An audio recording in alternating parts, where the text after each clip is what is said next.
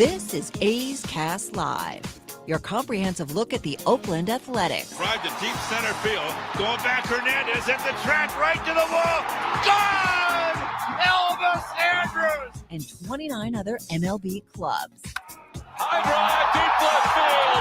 Nino left the building. Guerrero lifts one to left field and gone. Sonny, that was a moonshot out there in the right center. Alonso defends his title, the 2021 Derby champion. Join us as we take you inside the baseball universe, from OPS Plus to juiced balls to game-changing moments. We have you covered. Spend your afternoon with us next from the town, only on A's Cast Live. Here's Chris Townsend. I got to tell you, I feel pretty good today. There's a couple things that we would like to point out. Number one, got my coffee going. And this is an old mug, by the way. This is an old A's mug. The apostrophe for my A and the S on my old coffee mug no longer exist. I think all the time through the dishwasher, it doesn't exist anymore. But I got my A's mug. I'm keeping the great white shark up. I'm doing everything to stay positive, because I think when you think of Chris Townsend right now in 2022, you think nothing but positive. You think sunshine, unicorns, lollipops, rainbows. That's what we are here on A's Cast Live. If you're listening to the stream, thank you. If you're watching on YouTube, on the A's channel, thank you. And if you're on Twitter, at AthleticsCast24 and watching, thank you. Martin Gallegos from MLB.com is going to be here at 1:30. Mike Farron will be here at 2 o'clock. And Joe Castiglione from the Red Sox at 2:30. Where do we want to start? Well, I was going to start talking about A's Red Sox and some numbers to get you ready for the game. But before I came on the program, I happened to turn on my television. And, of course, what is my television set to? MLB Network. And guess what's happening on MLB Network? Detroit's taking on the White Sox. Yeah. And it's now a final 13-0. And when a game is 13-0, what happens at the end of the game?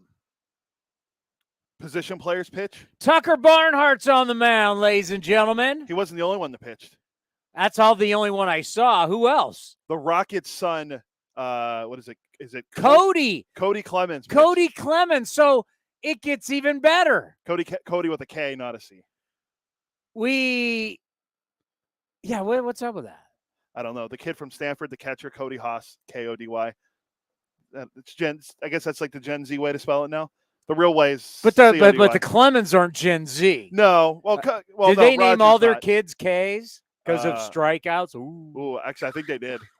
What are their kids' names? I don't know what Roger Clemens' kids' names are. I thought he was your favorite pitcher of all. I don't know Greg Maddox's kids' names. I don't want to know their kids' names because you know why? That'd be creepy. Cody, Corey, Kobe. They're Kobe all K names. And Casey. So ridiculous. No offense to the Clemens family and Mrs. Clemens, but that's ridiculous.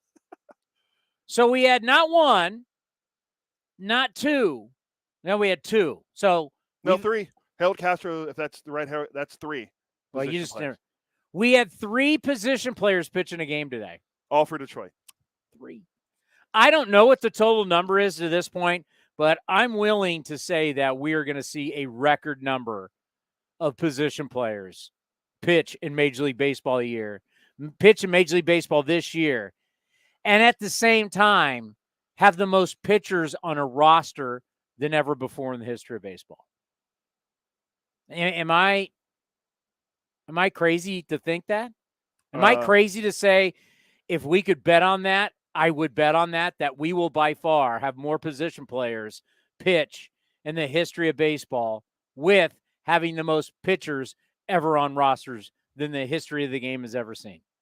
I don't think you're wrong. I had the number earlier this year, and now I don't remember where I put it. Well, you had 3 today, and it's the first game of the day. I think when we last looked a couple weeks ago, it was 18 position players pitched. I think it was 18 or 19, somewhere around there. On the season? Yeah. What? That was weeks ago, though. I was about to say, you kidding me? So, here, let's put it in the context, and this is getting into the A's a little bit. Jonah Bride was the 46th player to appear in a game for the A's this year, which is tied for third most in the American League. And you're talking about the number of pitchers that we might see used this year. Wait a minute, what? We're only third in the American League in players used? According to the great Mike Selleck in the A's game notes, we're third in the American League with 46 different players appearing in a game this year. There's teams who have used more players than us. Yeah, it seems like it. I don't know who they would be, though. Who's been injured? Oh, let's see. Rays. The White Sox have had a ton of injuries. Rays. I'm not logged into StatHead on here, so I can't look it up as quick. But let me find the White Sox. Well, I'm just going to say this. We have one final today. There's one final in Major League Baseball. White Sox 13, Detroit nothing. Not 1, not 2, but 3 position players pitched today. When you've got 13 guys on your pitching staff, use 3 position players. Okay, sorry. The White Sox have only used 38 guys, according to this. So they're not the one of them. Now, because I where we are right now, I know I just wrote down the date. Was it June 15th? Today's June 15th, correct. I am fine with everything that's going on with our rosters. I'm absolutely fine with it. You're not going to hear me complain about how many guys. I want to use more. And no, I'm not being sarcastic. I have dubbed this the year of discovery, which means show me as many players as you can. I don't care how many guys make their debut. I don't care how many guys end up in an A's uniform. I don't care. The more the merrier. We're 21 and 42. I want to see boatloads of players coming in and out of this clubhouse. Let's find guys. Jonah Bride yesterday, here's the notes. MLB high 10 players to make their MLB debuts this year for the A's. You know what? It should be that. That's what you do when you're saying we're in a pivot. Show me a bunch of different guys. I want to see that. I'm not going to in any way, and I think people see that as a negative.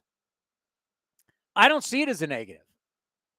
I see it as a positive. I see it as, hey, let's play as many guys as we possibly can. And we're in June. We got July, August, September, even into October. We end on the 5th of October? Something like the 6th, because when we end the series now, the year against the Angels, I want to say at home. Is that who our final? I can check the official end date, but I believe we'll play the Angels the last games of the year. When you mentioned Jonah Bride, 46 player to appear in a game for the A's this year. The A's used 50 players last year and 38 in the pandemic-shortened 2020 season. He's the 10th rookie to make his MLB debut this year, which is the most in baseball. That's the most for the A's since 2016. Which was also a bad year. They also had the Oakland record set that year with 15 different guys making their debut. I think we might pass that this year. Yeah, but are you selling this as a bad thing? Or no. I think it's. I think most people, if you don't put it into context and you don't tell people, they're going to view it as a bad thing. And you're right. October 5th is the final day. October 5th, and it's the Angels. It's the Angels at home on a Wednesday. So I'm going to celebrate it. This is what I want to see. Kevin Smith, you're not hitting. See ya. Back down to AAA. Bring somebody else. Jonah Bride's 26, 23rd round out of South Carolina. Hell, why do I care when he was drafted? Can he play? Bring him up. Let's see. When's Nick Allen coming back? I'll take anybody. Let's see what you got. That's what you do in a pivot year. That's what you do for hopefully not the next couple years, but that's what you do. Let's not look at this as a bad thing. Look at this as year of discovery. Let's find out. Let me put it simple to you. Who the hell can play and who can't? Can you play? Great, you're here. You can't? We're moving on. But you don't know until you give it an opportunity. You need to have the opportunity. And here's the reality. You traded Bassett. You then traded Olsen. You then traded Chapman. You then traded Manaea. In that order, right? Did I got the order right? Yeah, Manaea was the last Bassett, Olsen, Chapman, Manaea. Correct. Right? We were there when Manaea got traded. It was emotional. Whatever. You brought in a boatload of players. Who is at the big league level right now from those trades? The answer would be two guys. It'd be Christian Pache and Adam Oller. Ding, ding, ding, ding, ding. How you feeling about that? Not great because you're looking for young guys to play. We did see Adrian Martinez debut for the A's. He was another part of the Manaea trade. Correct. We saw Kevin not Smith. the focal point, but hey, he's throwing the ball well. We've seen every guy from the Chapman trade except for Gunnar Hoglund, who had Tommy John surgery. So we've seen Kevin Smith, we've seen Kirby Snead, and we've seen Zach Logue. So I mean, we'll see. We are going to see Langoliers. It might be this year later on. So he'll be another guy that debuts. I don't know for sure. I would assume that we would see him. I mean, he's in AAA right now. Pache is not in the lineup again today. Maybe it's the rest day. I don't know. No. It wasn't. Wait, he had Monday off. He didn't play yesterday. So let's see. We got Bethancourt, Vogt, Bride. We got the homage to Ray Fosse again. There's 4 catchers in the lineup. Well, at least Voter got a hit. Hey, whoa. It's the 3rd home run of the year. I mean, he's Barry Bonds. One swing, he walked twice, then came up, got one pitch to hit, and he knocked out of the ballpark. It was Barry Bonds. So you know what I'm selling today?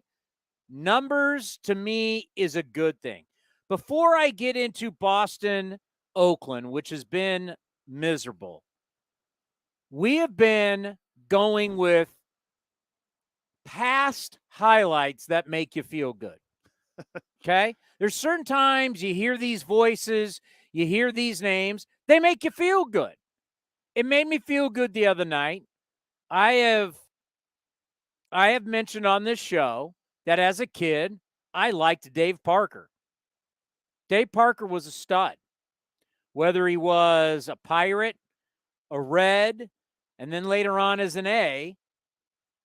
You know, I grew up in San Diego. I went to a lot of games at the Murph. I saw a lot of Dave Parker. Dave Parker was a stud.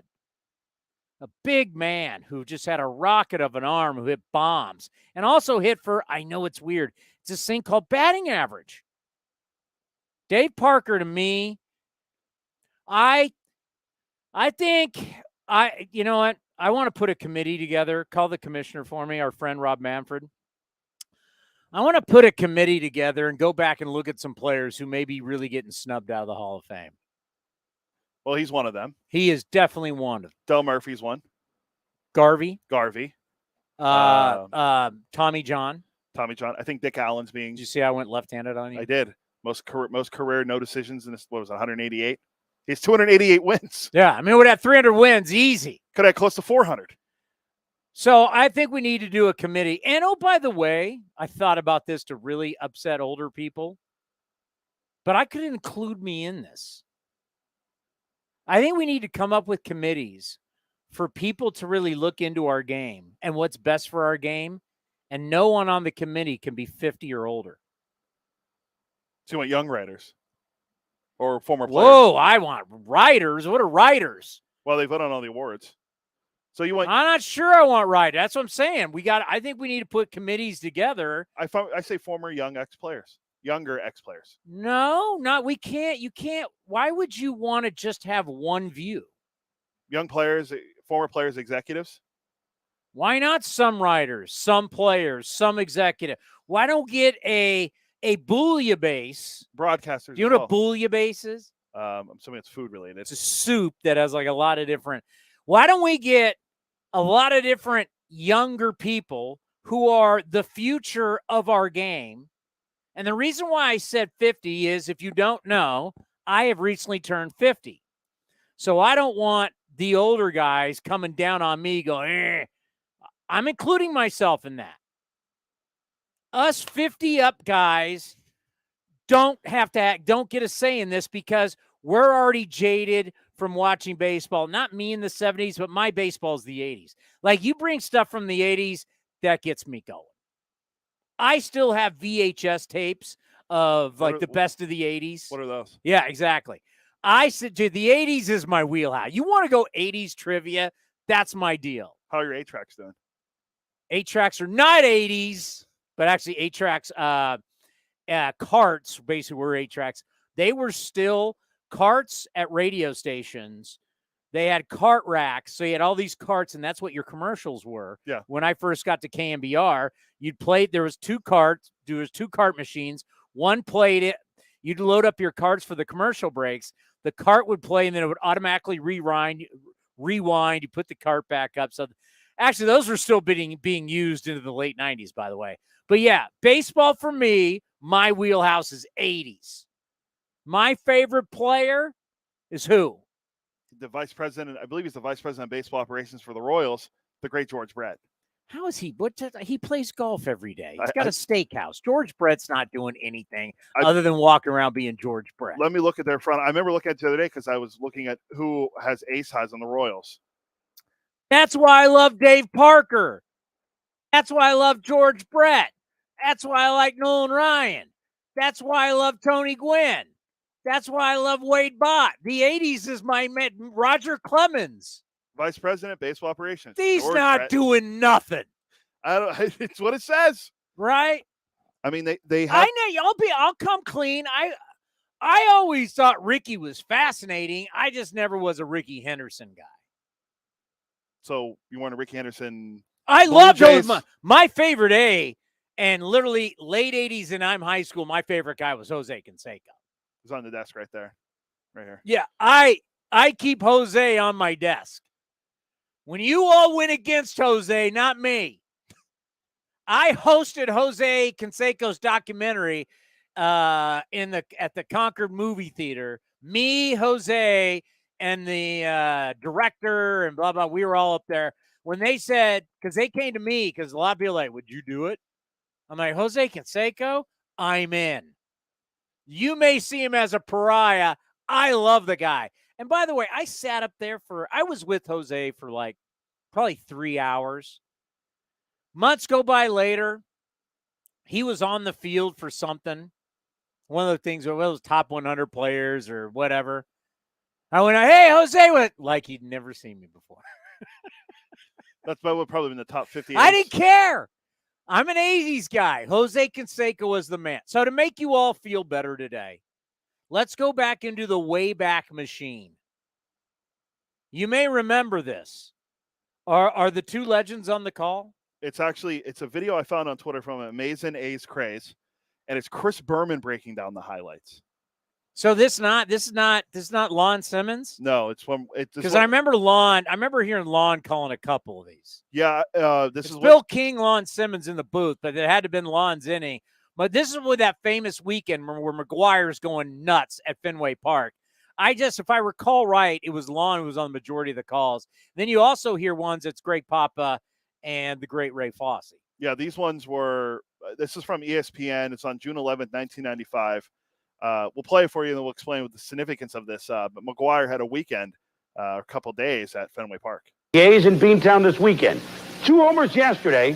McGuire yesterday parked a pair in the Lansdowne garage. First pitch today. Oh, he parked this off Zane Smith. Beck. 463 feet worth. Gone. His 15th homer, 1-0 A's. Next at bat, 4th inning. Have you seen this before? Yes. The slow slider, McGuire. It's back. It's off the speaker above the monster. Another solo homer, 2-0 A's. Next at bat.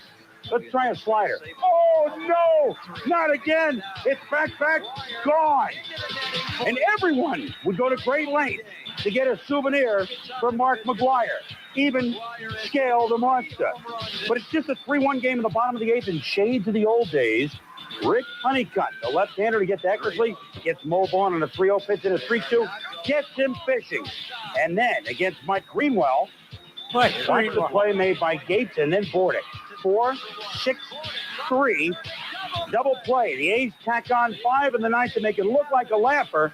This guy was laughing all the way to the bank. 5 home runs in 2 days for Mark McGwire. The A's win it by the count of 8-1. For McGwire now, 17 the major league lead. McGwire now 5 homers in 2 games. He's the only one ever to do it in the American League twice in his career. So there you go. 5 home runs in 2-day span at Fenway Park. We kind of saw something similar to this yesterday. I don't know if you saw this. Let me just run this by you real quick. It's another fellow Cardinals first baseman doing this.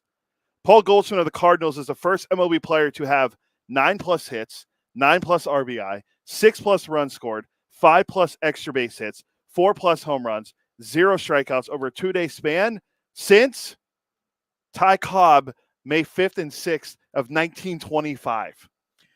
I was watching the highlight of Michaelis getting, that was in game 2. Correct. Cal Mitchell, ground rule double.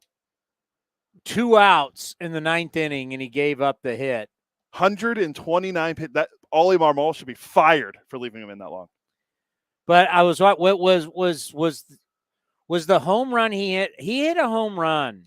Well, he hit one. I think he hit 2 yesterday. I think he hit 2 in the game yesterday. I saw one that Goldschmidt hit that, you know, it's amazing the leverage, the ground, how he uses the ground for leverage, because he doesn't take that stride, but there's just so much power coming up from the ground and the lift that he has on his swing. And he hit a ball, and it looked like a pop fly. And the center fielder's going back, and the center fielder's going back, and it's just gone. And you're like, knowing that he had a, off the top of my head, was it 46 game on base streak? Yeah, just recently snapped. It was 46 yeah. games. I mean, we at some point are going to be talking about Paul Goldschmidt, the Hall of Famer. I agree. I mean, he's done everything you could do in this game. And now that he's out of the Valley of the Sun and he's in a baseball mecca known as St. Louis, and one of the great franchises in baseball, and he keeps just putting up these numbers year after year after year. I mean, where is he career-wise? He's got to be over 1,000 RBIs by now. Well, he's hitting 349 on the year with a 1,073 OPS. I mean, this guy is just an absolute force, and he's been like that for years. I was going to save it for if we got the buying or selling, but I'll just ask you right now since we're talking about it. Is he the best player in the game right now to never have won an MVP? I have the list of guys that he in his career has 983 RBI. All right, 983. Sorry, I was close. So, dude, how old is he? He's not that old. He's what, 33? Yeah, he's in his, I think, early to mid 30s. So you're talking about a guy that's going to 34 with 35 in September. Go down to his numbers. You're talking about a guy who is 33. 34. He's got a career 917 OPS. Almost 300 homers, a 54.4 WAR. He's on track for the Hall of Fame if you look at WAR. I mean, he's gonna have over 1,500 RBIs in his career. He's gonna have over 400 home runs. What's his lifetime average? Since you don't care about it, 295. I mean, this guy's gonna be. How many? So what? Like what's he got? Gold Gloves, that kind of stuff. 4-time Silver Slugger, 4-time Gold Glover, 4 Gold Gloves, 6-time All-Star. Paul Goldschmidt's gonna be a Hall of Famer. All right, so here's the guy. Barring a major injury anytime soon that derails it, that I think I'm so tired of the future Hall of Fame stuff. Like, happy birthday to a couple greats today. I hate how they do this. Happy 73rd birthday to future Hall of Famer Dusty Baker. We don't know if he's a future Hall of Famer. We think he should be. I do. That's fine. But why do we have to say future? What happens if you don't get in and Dusty Baker ends up passing and he passes away before ever going to the Hall of Fame? That's horrible. Yeah. Stop with the future. Start calling somebody a Hall of Famer when they get put in. But happy 73rd birthday to Dusty. Hall of Famers Billy Williams. Billy Williams is 84. That's up there. Wade Boggs, the Chicken Man. Happy birthday to him. He's 64. And then Andy Pettit, Tony Clark turned 50. Well, you're older than Tony Clark. Well, Tony Clark and I've said before, played on an all-star team together. Well, I thought that he might have been like a year older. Or we're both class of 90. And Andy Pettit feels like he's been in the league and then out of the league. By the way, if we could go back to that Mount Helix All-Star team. Where did Tony Clark hit? Former first overall pick in the draft. Both of us were all San Diego, let's be honest. Go back in that lineup. Where did I hit and where did Tony Clark hit? You were at the top of the order. Tony Clark was 9th. 9th. I hit first. Your boy had some wheels back in the day. Well, you turned the lineup. Tony just turned the lineup over to you. Could hit a little bit, you know. I think he 400 had career average. Could hit a little bit. He had a couple home runs in the majors. Could run a little bit. I did have no pop. I will admit that. But real quick, since we're on it, this is an article on MLB.com like a long time ago. Players who have never won an MVP so far. It's all young guys. Juan Soto. That's what he's 18 years old. Ronald Acuna He's Jr. like 17. Manny Machado. That's a good one. Because Manny now is how old? He's almost 30, I think. Manny's been around a long time. And you know what? Manny Machado is going to be a Hall of Famer. Fernando. Whether you like it or not. Fernando can't swing a bat. By the way, yay or nay on liking Manny Machado? I never disliked him. I've never liked Manny. No, a lot of people he just roughed. You know why? It's because you're not an A's fan and you don't remember him and Donaldson. No, I remember that. It was at 2014. Now, Donaldson's a little prickly, but he's our guy. Not a Manny fan, but Manny's going to be a Hall of Famer. Let's look at his numbers. Manny Machado, book it, will be a Hall of Famer. He is going to be 30 in the beginning of July. He's been playing forever. 5-time All-Star, 2-time Gold Glover, a Platinum Glove winner. And he's only been a Silver Slugger once. He's $300 million, and he's only the Silver Slugger once. I'm kidding, obviously. 48.5 career WAR. And is he 30 yet? He'll be 30 July 6th. So he's almost at 50 WAR, and he's not even 30. Yeah. So he has to just get another. No one knows how it's calculated, but he just needs to get another 20 points. He's at 70. I'm glad you mentioned that because Tim Kirchin said the SN Busters podcast. They were talking about Kevin Gossman and Alek Manoah and where they are depending on where you look for WAR. Gossman's like 3.0 on one site, and Manoah's at 1.9, where he leads the league in ERA, or was in the top of the league in ERA. And Kirchin's like, I don't understand how we calculate WAR, because how is his WAR higher than his WAR when he has an ERA a point lower than Gossman, but his is a 3, and Manoah's is like. Remember, pitchers' WAR to calculations different than position players. So it's probably even more scandalous. Like Sandy Alcantara has a 3.9 WAR according to. Sandy Alcantara's gone what? How many times has he gone 8 innings this year? He's incredible. Fire everyone in Miami for allowing this great talent to go 8 innings. All right, back to Manny Machado. He'll get another 20 WAR easy. Stays healthy, yeah. The defense. So that puts him over 70. He'll be a Hall of Famer. All right, next. That was it. Those are the guys they put. You said Soto, Acuna, and that's the people they had on the list, and then Goldschmidt. What's the question? Is Goldschmidt is he the best player in baseball to never win an MVP? Is he better than Manny Machado? If you took how unpopular Manny is as a guy, which I'm willing to do, I'm not a Manny Machado fan. I don't think I ever could be. I've heard too much, seen too much. But take that all away, just as a talent. Is Paul Goldschmidt, would you rather have Paul Goldschmidt than Manny Machado? Right now, yes. Long term, no. Manny realistically should be playing short. He's a terrific athlete. He should be playing short now anyway with Tatis hurt. I mean, but they have him a third. He's the only third baseman ever go all the way down the right field line and catch a ball at the wall in foul territory, which by the way, wasn't that a remarkable play? Where did that happen? Was that Texas? I think it was in the New Ranger ballpark. Was that COVID year? It was 2020, yeah. He went the only third baseman went down all the way down the line to the wall in right field to catch a ball. Yeah. And and it was in foul territory, so you have to score at F5. Yeah, it was a foul territory. Fly out to the third baseman. That's just how stupid things have become. You've got to mark that how I always mark F for foul. So my scorebook would be an F5, but it was down the right field line at the wall in foul territory. I mean, how stupid is that? I mean, it makes sense. I mean, it makes sense where the game is now, but it doesn't make sense overall. I'm trying to think if there's any other guys that we've had. Manny Machado could get in. Well, Goldschmidt or Machado could get an MVP this year because I've been following your guy Baumel. Padres they're are right behind the right Dodgers. there. They're like it's like 623 to 619 a winning percentage. And I just saw this. You know who's been money on the road this year? And I hate to say it.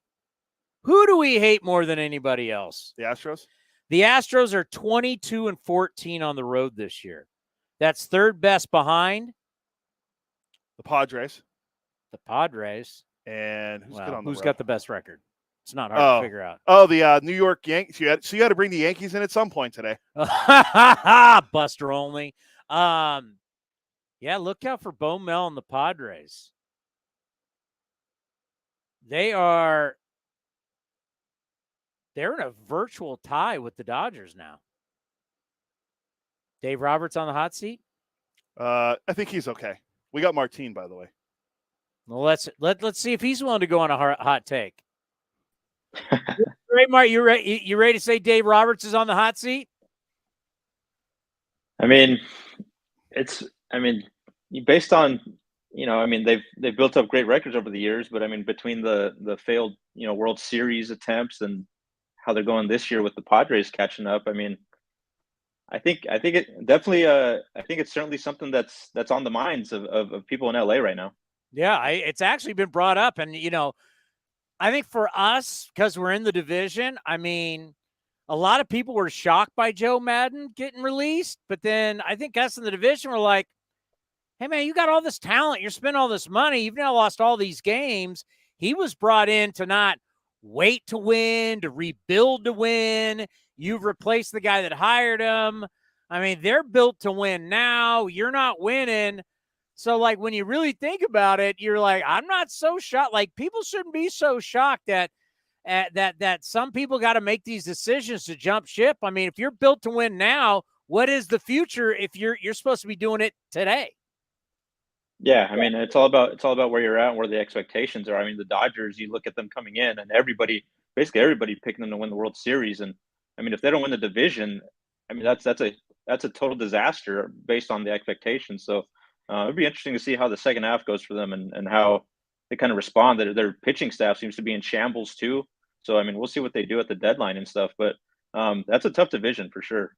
I want your take on this, as it is 1:32 when we are having you on here on A's Cast Live. We have one final today.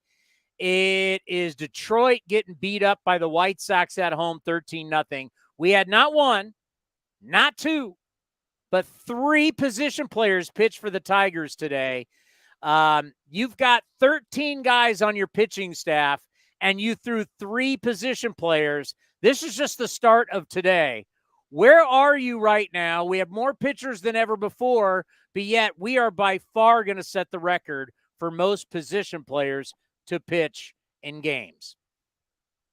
Yeah, that's man, I don't even know about that. That's not good. I mean, obviously, I'm not I don't like seeing pitchers come in. I mean, I understand, sometimes the logic that's behind it. Like, the A's have done it a couple times, and Katsey's, explained it. But, I mean, you never want to see it. There's enough, like you said, there's enough roster spots to where you shouldn't have to do something like that, right? You should have a pitcher that you can use to eat up the last whatever innings that you need, and then you could send them down and call somebody back up from AAA or something like that. But to use three position players in a game, that's insane. That I never thought I would see something like that in baseball. So, I mean, I think, there's obviously, I think it's going to be something that has to be discussed, probably at the end of the season, because, I mean, if it starts getting out of hand like that, I mean, it's a tough product to watch. I mean, the fans that are showing up don't want to see position players come on. I mean, the novelty's worn off on it. At first it was, kind of funny, but when you start seeing it so often, it's not even like a notable thing anymore. It's just like,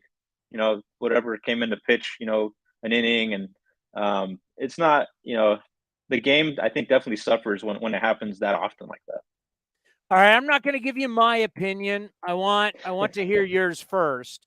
When you start hearing about all the different players used, when you start hearing about all the different debuts, and this is all going to be highs for the A's this year, how do you feel about that?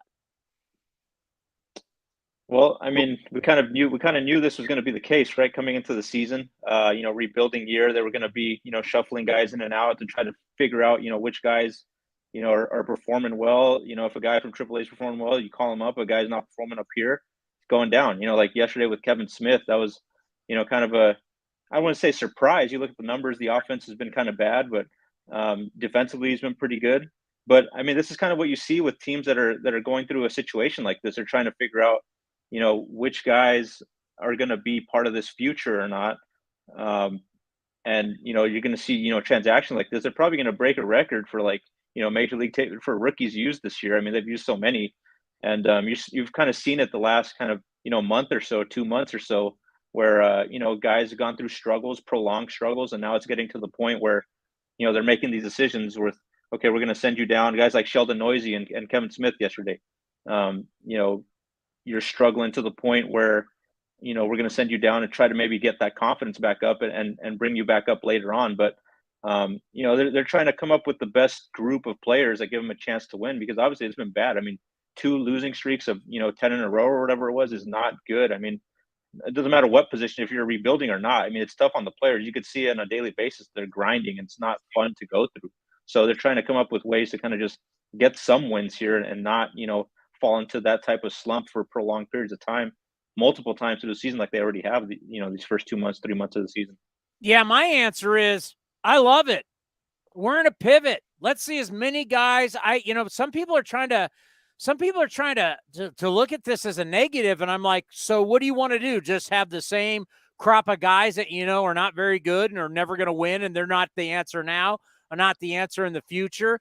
I say bring as many guys here as you possibly can.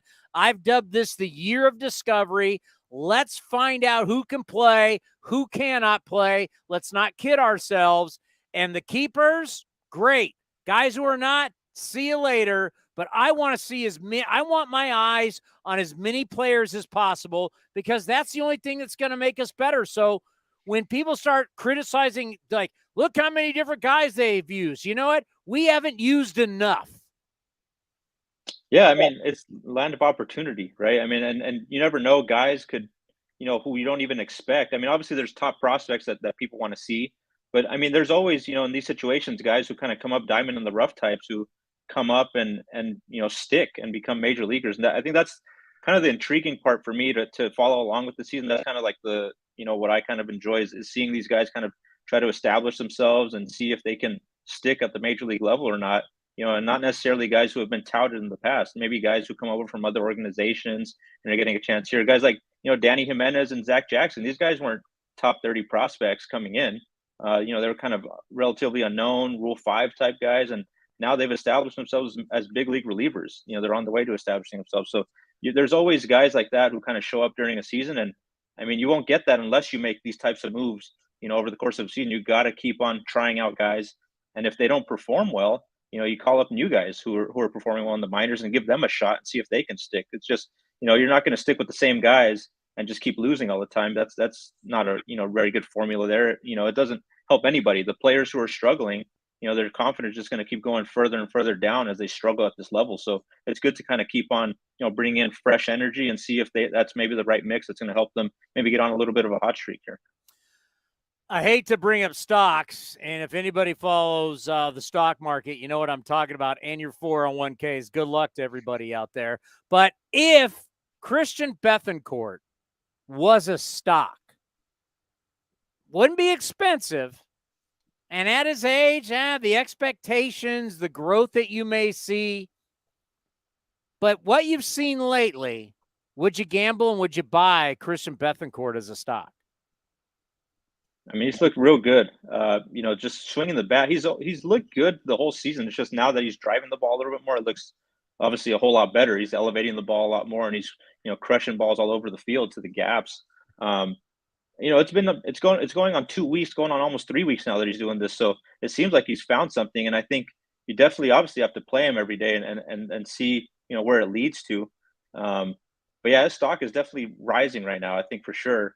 And I mean, he's like in the middle of the lineup now every day. So certainly when you find this type of situation where a guy who kind of comes out of nowhere, you kind of got to keep riding him until he proves otherwise, that, it was kind of a fluke or whatever. But right now, I mean, there's no reason not to be excited about this. I mean, he's kind of definitely been one of the only few bright spots here in the last couple of weeks. So any encouraging signs that you see from a team, you got to kind of squeeze as much out as you can out of them. Well, and then I say let him start pitching, and we have our own Shohei Ohtani. Why not? Why not? You could be a setup man or something, I'm sure. He was throwing 95 the other day, so why not? There's really nothing he can do. You might as well give him a shot, right? This is not easy to talk about because you're dealing with someone's career, someone who's had a terrific career, and you have a lot of respect for him as a professional.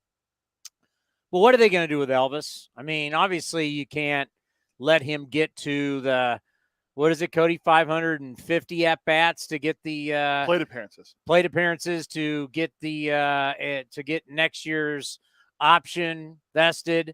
How do you handle Elvis, a guy that wants to play every day, that you can't let him get to those plate appearances? Yeah, it's an interesting situation for sure. I mean, I think there was a point where he was kind of, coming around with the bat. His bat, I think, hasn't been, that bad, but I mean, he was swinging it a lot better, not too long ago. And there was a point where we thought maybe he could swing it good enough to maybe get traded somewhere. And the A's would obviously have to eat up a lot of that money on the contract, but maybe he would play himself onto, a contending team. Now, it's kind of been up and down recently. But, I mean, just knowing the type of guy that he is, I feel like, the A's get to the second half, obviously, being, not in contention, wanting to give a guy like Nick Allen or someone there some playing time at shortstop. I think he strikes me as a guy who would, understand, the situation that he's in right now. I mean, he understands where the A's are at right now. Of course, he wouldn't like it. I mean, he's used to playing every day. He doesn't like not playing every day. But I don't think he'd be a guy who would, make a scene out of it. I think, this is the direction the A's are going. We want to play, whoever it is at shortstop every day with Nick Allen or someone else. And, we'll still play you, here and there and keep you around, to kind of help out Nick. But, he's got to be the guy going forward. I think that's probably the situation where it's heading, because you want to see a guy like Nick Allen play every day. And he basically has proven in the minor league level that he can, he's ready to get his shot, and with a guy like that, he's got to play consistently every day. He hasn't gotten that chance yet, even when he's come up, because Elvis has been there. But at some point, you got to kind of, hand over the reins to the next generation. And it's good to have a guy like Elvis around, kind of in that clubhouse. He's very good with the young guys and kind of, helping them out with whatever they need. But, like you mentioned, the 550 plate appearances, I've done the math on it, and based on where he hits in the lineup, it's pretty close. But if he played every day, it would still be difficult to hit that mark. But it is possible. But I think as you get to, past the deadline and into August and stuff, you start to see a guy like Nick Allen and others come up and play every day. That's how I think this situation will end up going down. Yeah, that's always tough, but it is the business of baseball. But we love stories, and that's what makes baseball so unique and so much fun. How much fun can we have with the Jonah Bride? Here comes the bride. How much fun can we have with this story? Well, I mean, it's definitely, it's a cool story, right? I mean, he, barely, was it, 23rd round pick or something, senior, at a college, which is rare. And to be able to get this far in his career and kind of a late bloomer, and even learned catching last year, that story in its own is crazy, that he learned catcher and is even, catching. The A's are comfortable enough to have him catching games throughout the minor leagues. And he seems to be, from what I've heard, pretty good behind the plate as well. I don't know how much we'll see of him behind the plate with the A's, but I mean, definitely a versatile guy. And I mean, I think that's what this season is all about, is seeing these, the guys who we've heard about for a while now, the guys on the prospect list come up and get a chance to play, every day consistently and see if they can stick or not. I think to me, if I'm an A's fan, that's kind of what I'm looking to and what I'm enjoying the most, is seeing young guys come up and, see what they can do. Because, I mean, it's kind of, that's all you can do at this point. I mean, it's not a year where you're going to contend for a playoff spot. It's not a year where you really are looking at, veteran guys, to put up big numbers or anything like that. It's about the future and seeing, if you can get some glimpse of a future. And I think, as the season goes on, you hope to see even more prospects come up, guys like Shea Langoliers, these other guys who are at AAA, who just got called up to AAA, who are really close, seeing how they develop and see if they get a chance to do something here in the big league and see if they can be a part of this future. That's kind of the thing, I'll be looking at, is just, can they identify who moves forward with this team and who kind of isn't part of the future. That's kind of, I think, what the A's are doing, at this point this season. Well, you guys talk to him every day, and you're getting to evaluate him. How do you feel Mark Katsey is doing so far in his first year? Obviously, very tough circumstances. I think it sounds great. I mean, I think, I wrote about it the other day in Cleveland. The 10-game losing streak they were going on. That was the A's second, 10-game losing streak of the year already. And I don't care what the situation you go into, whether you're a rebuilding team or a contending team. If you hit those types of lows in your first season, I got to imagine it's difficult to handle, especially a guy like Katsey, who his playing career was known as this everyday intense guy, wants to win, competitor. And so to be going through a season like this, it's got to grind on him. But he hasn't really shown it. He hasn't really shown any signs of frustration. He's kind of stuck to the same message every day to the ball club of just going out every day, working hard every day, showing up, putting in extra work every day. He hasn't kind of gone away from that. And he's had a lot of other managers to lean on. He always talks to us about, how he talks to, Frank Kona, Dave Roberts, Craig Counsell, all these guys who, he's built close relationships with over the years. And I think he kind of leans on that too a little bit when he goes through stretches like that.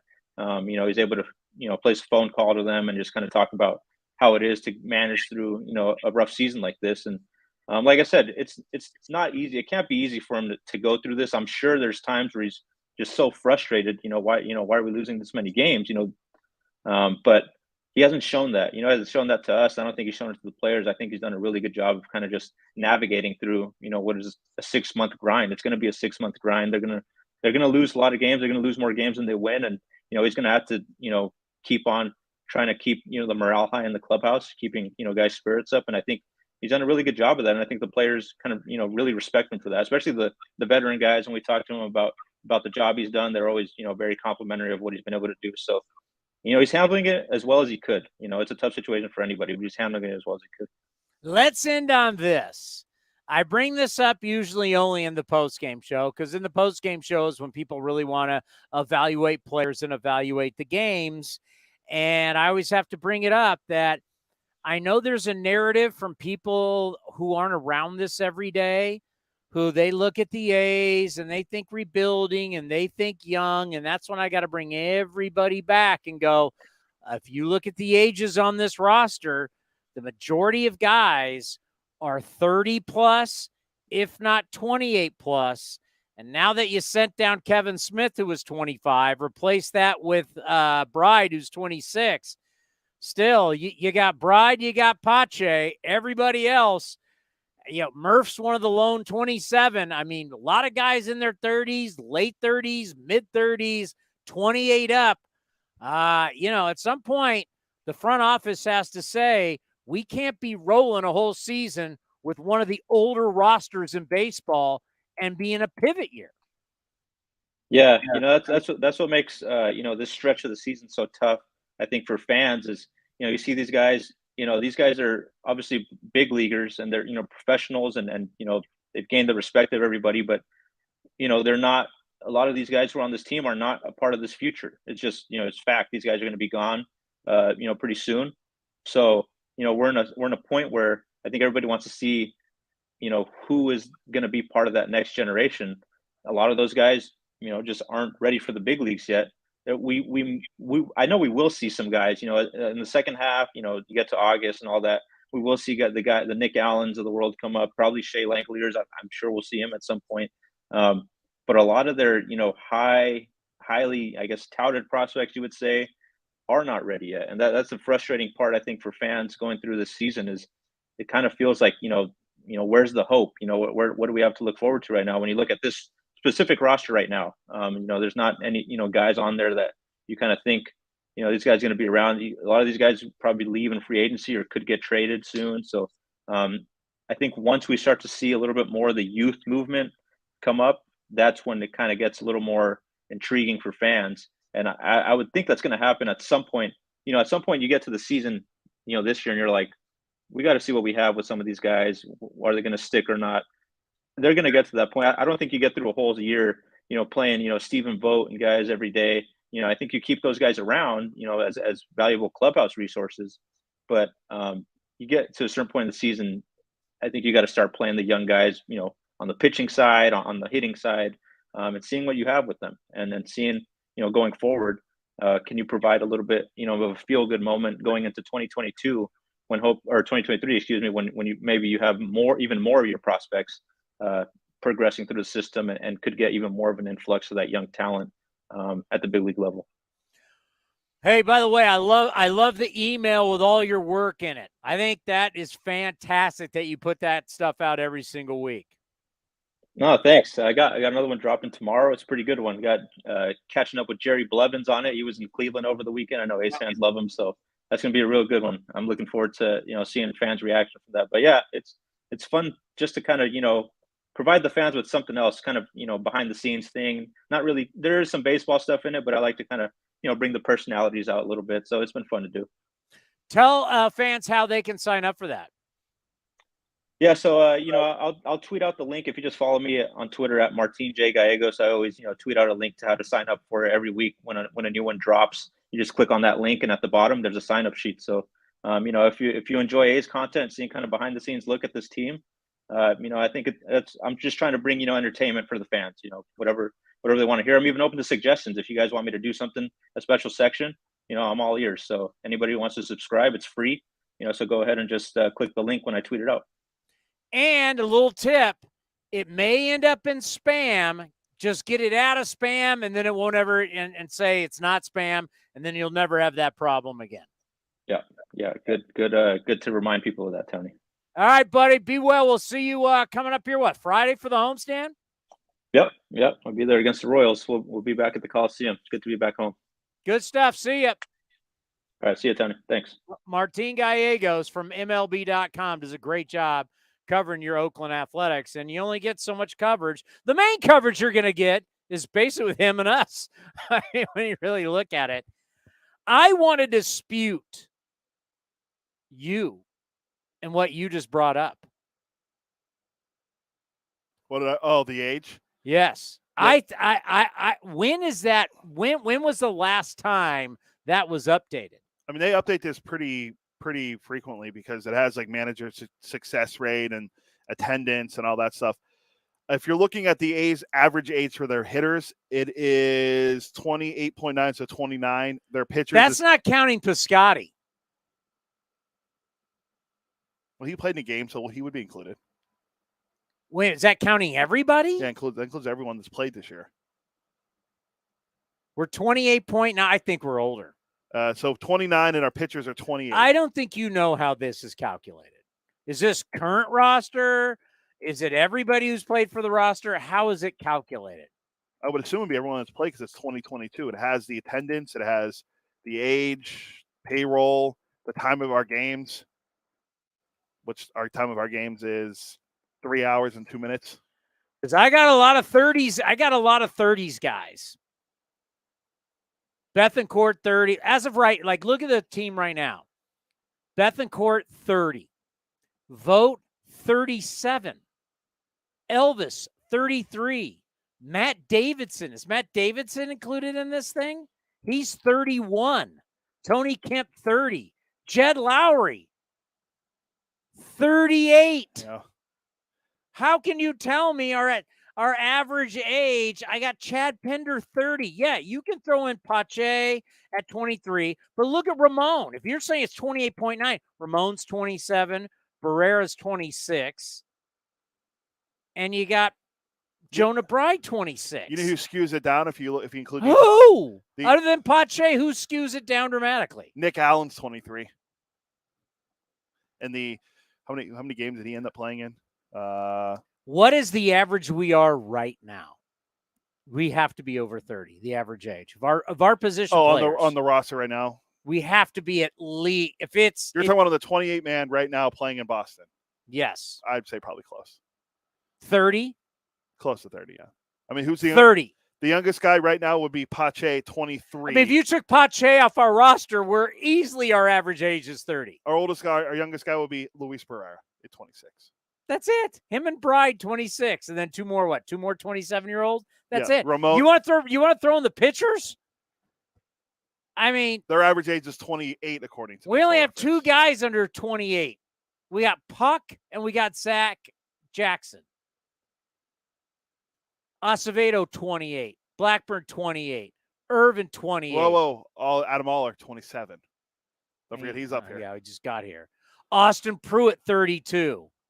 Trevit Lewis, 30. Where's Sam Selman? Did we send him down? He was 31. Yeah, he was Lose 30. I mean, this is an old roster. Jared Koenig's 28. It's an old roster. Cap's 28. Who's the how about my buddy right field James texts me? Cap. Like, no, Cap's an older dude. These guys are 28, 29. These guys are not a young baseball team. That's why I want to see young players. I want to see more young players. And what we're going to have to start getting into is calling this whole minor leaguers got to be there for everywhere because they got to get seasoned. They're like a steak. You got to put seasoning on it. Really? Do we want to go through, like, if we went through top 25 players in big league baseball right now, what do you think the average age was they made their MLB debut? A lot of them pretty young. I mean, Soto was 19, right? Acuna was 20. Go down. Trout. Harper. We're just talking about Machado. Harper. Albies, Acuna. I mean, we can talk about all these dudes. Ozzy Albies, by the way, is 25. He just went on the IL. Feels like he's been in the league for like 10 years. He's 25. All these teams are bringing up guys early, and we act like our guys got to be in the minor leagues for years to season. 25 years. When did Albies come up? Let's see. Another guy feels like he's been in the league forever. That'd be Francisco Lindor and Jose Ramirez. They're both in their mid-20s. Ozzy Albies debuted at 20. 20. We act like Pache's young. Oh my God, he's only 23. You got all these teams are debuting guys in their early 20s. Lindor was 21. Jose Ramirez, he might be one of the best. I'd put him in the top 5 best players in the league right now. No doubt. He debuted when he was 20. He's now 29. Oh, we're happy that Criswell got moved up. He's a college guy. How long do our guys need in the minor leagues? Shea Langoliers is how old? 26? No, he's not that old.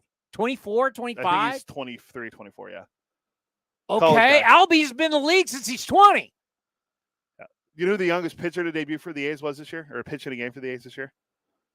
That'd be Adrian Martinez, who was 25. Then Castiglione, who pitched in 3 games, is 26. Logue's 26. Dalton Jeffries, speedy recovery, who's on the 60-day IL, was 26 as well. Machado, he debuted when he was, Machado 19? Was 19. Harper was 19 too, I think. Fernando Tatis Jr. And I know we're comparing them to the best guys, but Fernando Tatis Jr., he appeared at 20. Let's see. What was that? Well, Farron's there. Oh. Vladimir Guerrero Jr. He would have been 20, maybe 19.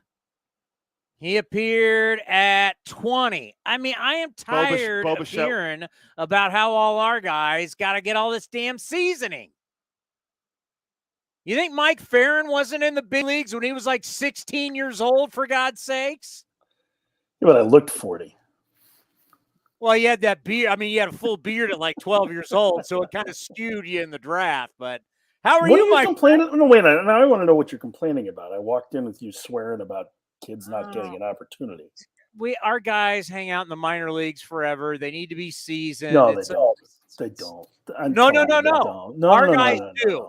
Our guys need to be marinated in the refrigerator for 48 hours before you put it on the barbecue. Guys are moving faster than ever before, and the gap between AAA and the big leagues has never been bigger. And it's not. No, I know you want to see them. I know because it's frustrating because the team isn't playing well, but there is a process, and you can't rush it. And I think that the players who are we have rushing? the best, I mean, anybody. Who are we rushing? We don't have anybody. Well, that's the point, is that they're not ready yet.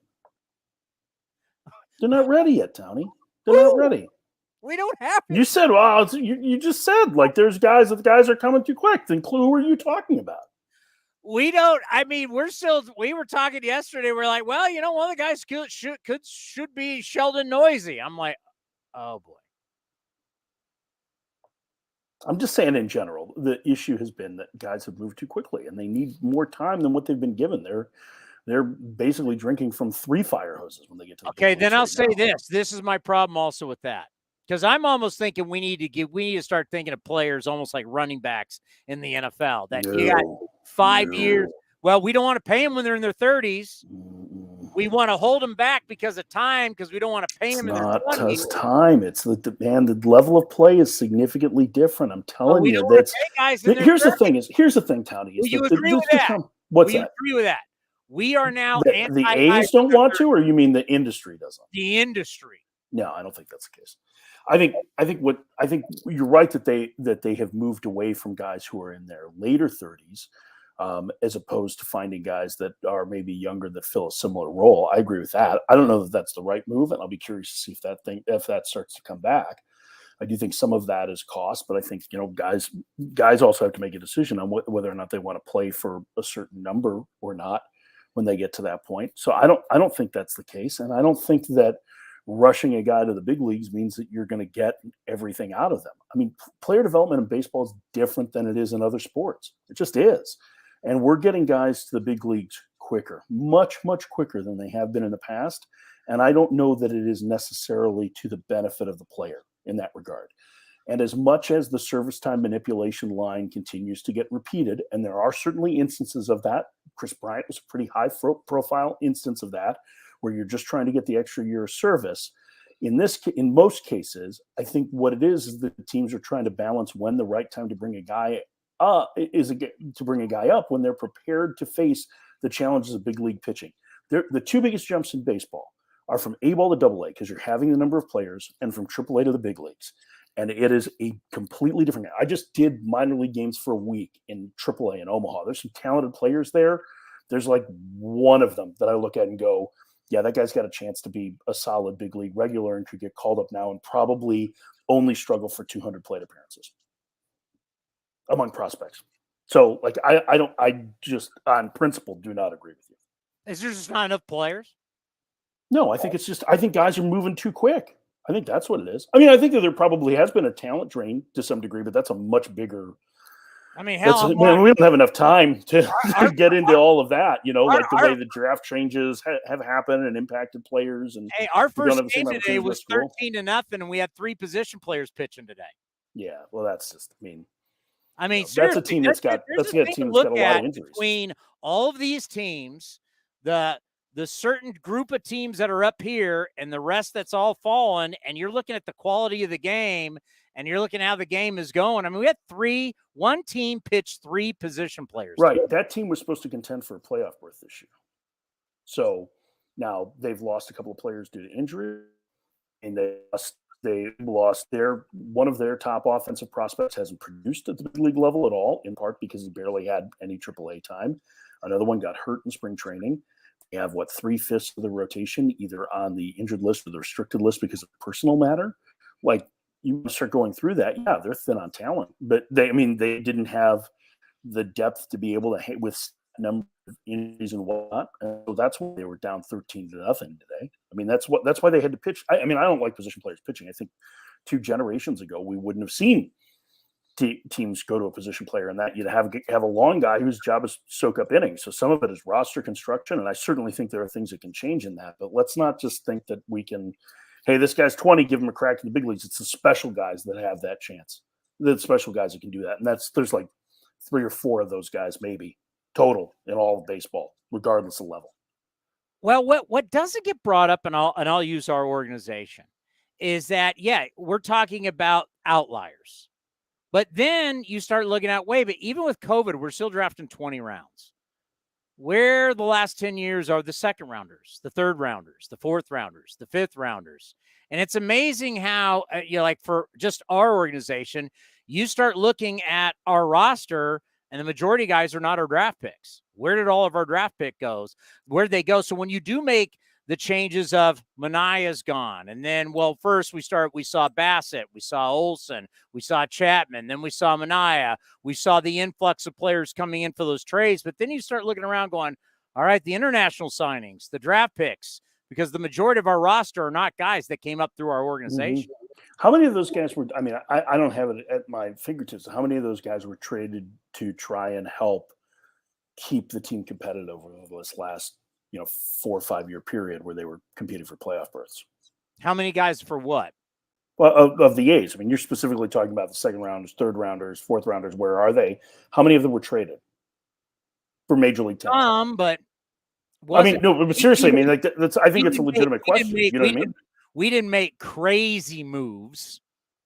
No, but I mean, you still have to trade those players to get it. I mean, listen, there are certainly some issues. Matt Olson, by the way, was drafted 10 years ago. A lot of people won't remember that. That was 10 years. I mean, Matt Chapman was probably 8 years ago, right? Something like that. 9 years ago, I think it was the year. I mean, so I mean, those were Olson was a supplemental first round, second rounder, right? Matt Olson was a first. He was a first round. Okay, so was he supplemental first, or was he? I don't remember. Anyway, I mean, listen, there are draft and development issues in a lot of organizations. I don't know that the A's necessarily are a significant outlier in that regard. I think, when you see systems, one of the things you saw was that they did kind of a quick reboot this last time to try and support Chapman and Olson when they saw that they were coming. I'm not sure where the impact lies beyond that now. Now, Langoliers seems like has swung the bat pretty well in the minors, right? Who was part of the Olson trade. I'm curious to see what happens when Nick Allen finally is ready to see how he handles. I think he's going to handle shortstop fine, but how much bat is there? But look at Pache. Like, is Christian Pache look like a guy who, is getting it figured out at the big league level? I think that there's some question about that.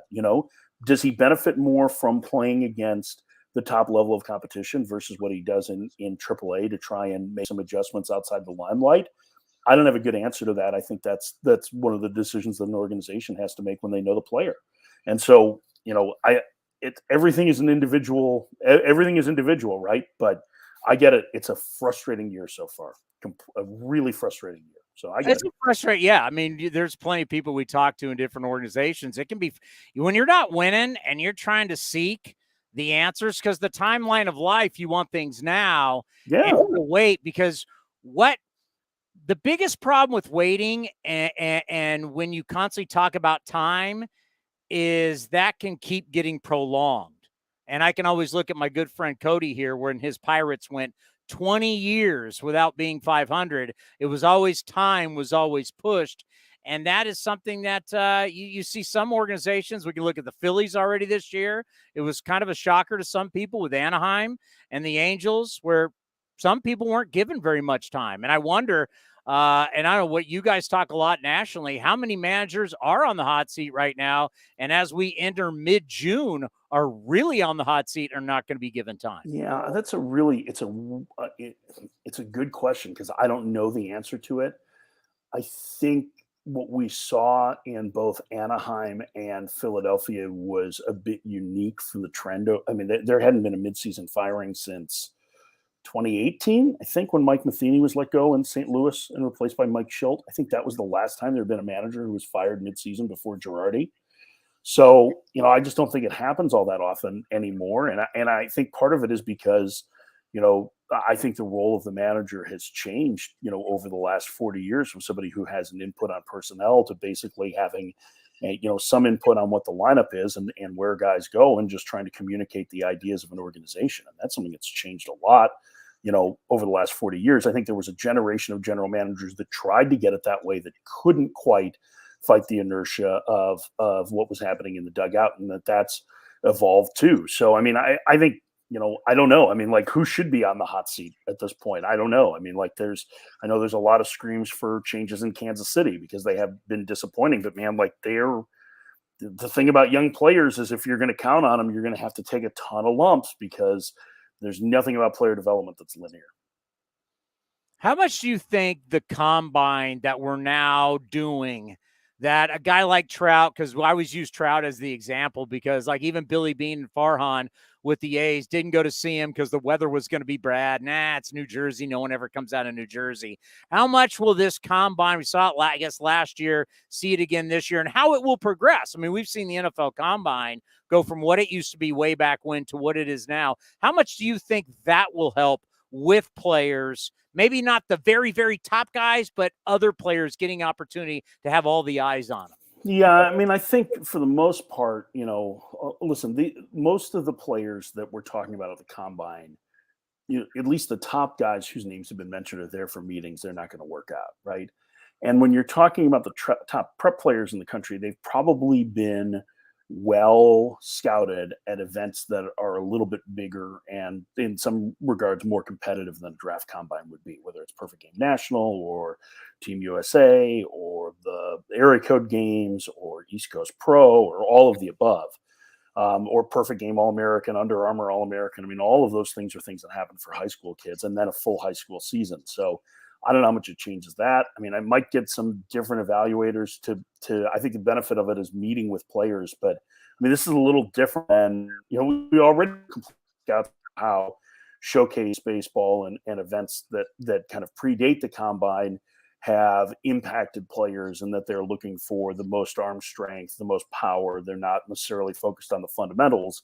At least at places like Perfect Game National, you're playing game competition too. So you at least can get some sort of a feel for that, even if it's just for a couple games. And if a guy's struggling, they'll roll an inning. It's not, real competition, but it's more so than that. So I don't know how much this combine is going to play out to be. I mean, it's a creative idea. I guess I'm still a little skeptical of it. I don't think that it's got the juice that certainly the NFL combine does. Is that because it's new, or is that because those measurables in the NFL are a little different than what you see in baseball? I would tend to think it's a little bit of the latter than it is the former. But I mean, I think that there's plenty of these events. Like if you want to go, like if folks are in Southern California and Long Beach or want to go down there for area code games, that's a really good chance to see the top high school players for next year's draft. Because you're going to see them in competition, you're going to see them in games. You're going to feel for what they look like, probably more so than, fast forwarding to the next June and seeing them take some batting practice, run some sprints, especially when the top guys are really just going to be there for meetings with teams. When you heading to Omaha, and what are you doing once you get there? I'm here. I've been here for Is that your hotel room? A week and a half. I am. This is a Residence Inn. It's lovely, isn't it? Nice. Look at you, big timer. I know. I've been here since last Monday because I did a week of Omaha Storm Chasers games, filling in for Jake Eisenberg while he was off gallivanting doing Mets games. So did that, had the guys from the Cespedes Barbecue doing the games last weekend with me, which was a lot of fun. And so I picked up my credential today and I'm ready to go. Media days tomorrow. I'll be here for the first 4 days of the College World Series. Excited about that. Well, we just had Coach Esker on, and the Cardinals take 2 out of 3 from the Huskies, and they're going to be there. Have you been to the Drover for your whiskey marinated steak yet? This is not my first rodeo, Tony. So yes, Monday night I was there. I was hanging out with Justin, the bartender. I was there with a couple of other friends. I got my prime rib whiskey marinated, have the salad bar, a little loaded baked potato, some of the delicious wheat bread loaf, all of it. It was très magnifique. All right, absolutely. When I hear, we marinate in the whiskey right before we cook it, I'm like, you got to be. Tell us why, because I know from, when San Jose State went years ago, buddies that I played with were on the coaching staff, and they talk about how special it is. And we've had guys from San Jose State who work for Stanford and have gone many times. Just tell our baseball audience, Omaha, the College World Series, it's just an epic experience. It's so awesome because the city rolls out the red carpet for it, right? It's the big event of the summer. And whether you're in Western Iowa or Eastern Nebraska or in South Dakota or Northwest Missouri, Northeast Kansas, like this is a big vacation destination for that week. And you've got fan bases from 8 different schools. The first 4 days in particular are basically like a celebration of baseball. They've got a huge village that's outside called the Ballpark Village, which has all sorts of memorabilia shops and T-shirts. I actually just walked through it while they were setting it up a little bit ago. There's stuff for the kids to do. It's super accessible. It's really fun. The players do different things in town during the course of the week. So they get a chance to kind of volunteer or meet kids. And it's just like this basically this incredible baseball. It's not a convention, but it's just like this big baseball festival that goes on for the 4 days. There's a huge youth tournament that happens in Council Bluffs, Iowa, which is right across the river too. So there's a ton of kids that you'll see coming in from that tournament that come in different groups over the course of the 10 days of the College World Series too. So it's a really awesome experience. Omaha loves this event. Omaha has so many great memories of this event. Everybody has a story of meeting someone. In fact, Justin, the bartender at the Drover, was telling me about Rod Dato, the legendary USC coach, and his canes, which were all autographed by baseball players. And he said he basically had everybody's autograph except for Babe Ruth on them, over the course of time. And he remembers seeing Barry Bonds play here as a kid, and like all of the legends from all of these great college programs. So it's a really special event. It's the first time I've been in 7 years. I'm so excited to be back, and I can't wait for it to get started on Friday. Yeah, Rick Monday had told us here on A's Cast Live how he was in Omaha with Arizona State, and the writers all came down the line as they were stretching the outfield. You were taken number 1 by Philadelphia. You're taking number 1. Of course, he was a Philadelphia first pick ever in the draft. Our man Ray Fosse right here was also in that draft, but it's come a long way. And then, we've been lucky on this program to establish a relationship with Ben McDonald from the Orioles. And I talked to Ben going, hey, being a guy that was playing high school baseball in the 80s, whether it was like your LSU teams or Mississippi State with Will Clark and Palmero and Brantley and Thigpen. I mean, ESPN, however you feel about ESPN, give ESPN a lot of credit. They've kind of lived and died with the College World Series for a long, long time and really helped put it on the map. Oh, 100%. And, even when just like CBS used to run the final games too. Remember the championship game used to run on CBS back in the day at Johnny Rosenblatt Stadium. I think ESPN does deserve a lot of credit for helping to grow the game of college baseball overall, even in the last decade through SEC Network, ACC Network, through ESPN Plus and their partnership with the Big 12. There's a better collection of college games that you can catch every week. You can catch the midweek and you catch all the key weekend series in like the Big West. So I think it's been huge. I think that partnership is great. I think they have done a really wonderful job of helping to grow college baseball, and the fact that, like the squeeze play that we had for regionals and super regionals is incredible. Now I'm a bit biased because Mike Rooney is a really good friend and my co-host on This Week in College Baseball on ESPNU Radio, but Rooney's is such a great advocate for college baseball, and he makes it fun, and it just loves the game so much that it's contagious. And so it really has, because of the continued growth of the coverage of it, it really has started to take off. And I think that there's more to come for college baseball. I mean, college softball has reached new heights. I think baseball can grow significantly. Just need to get the Pac-12 network in more houses.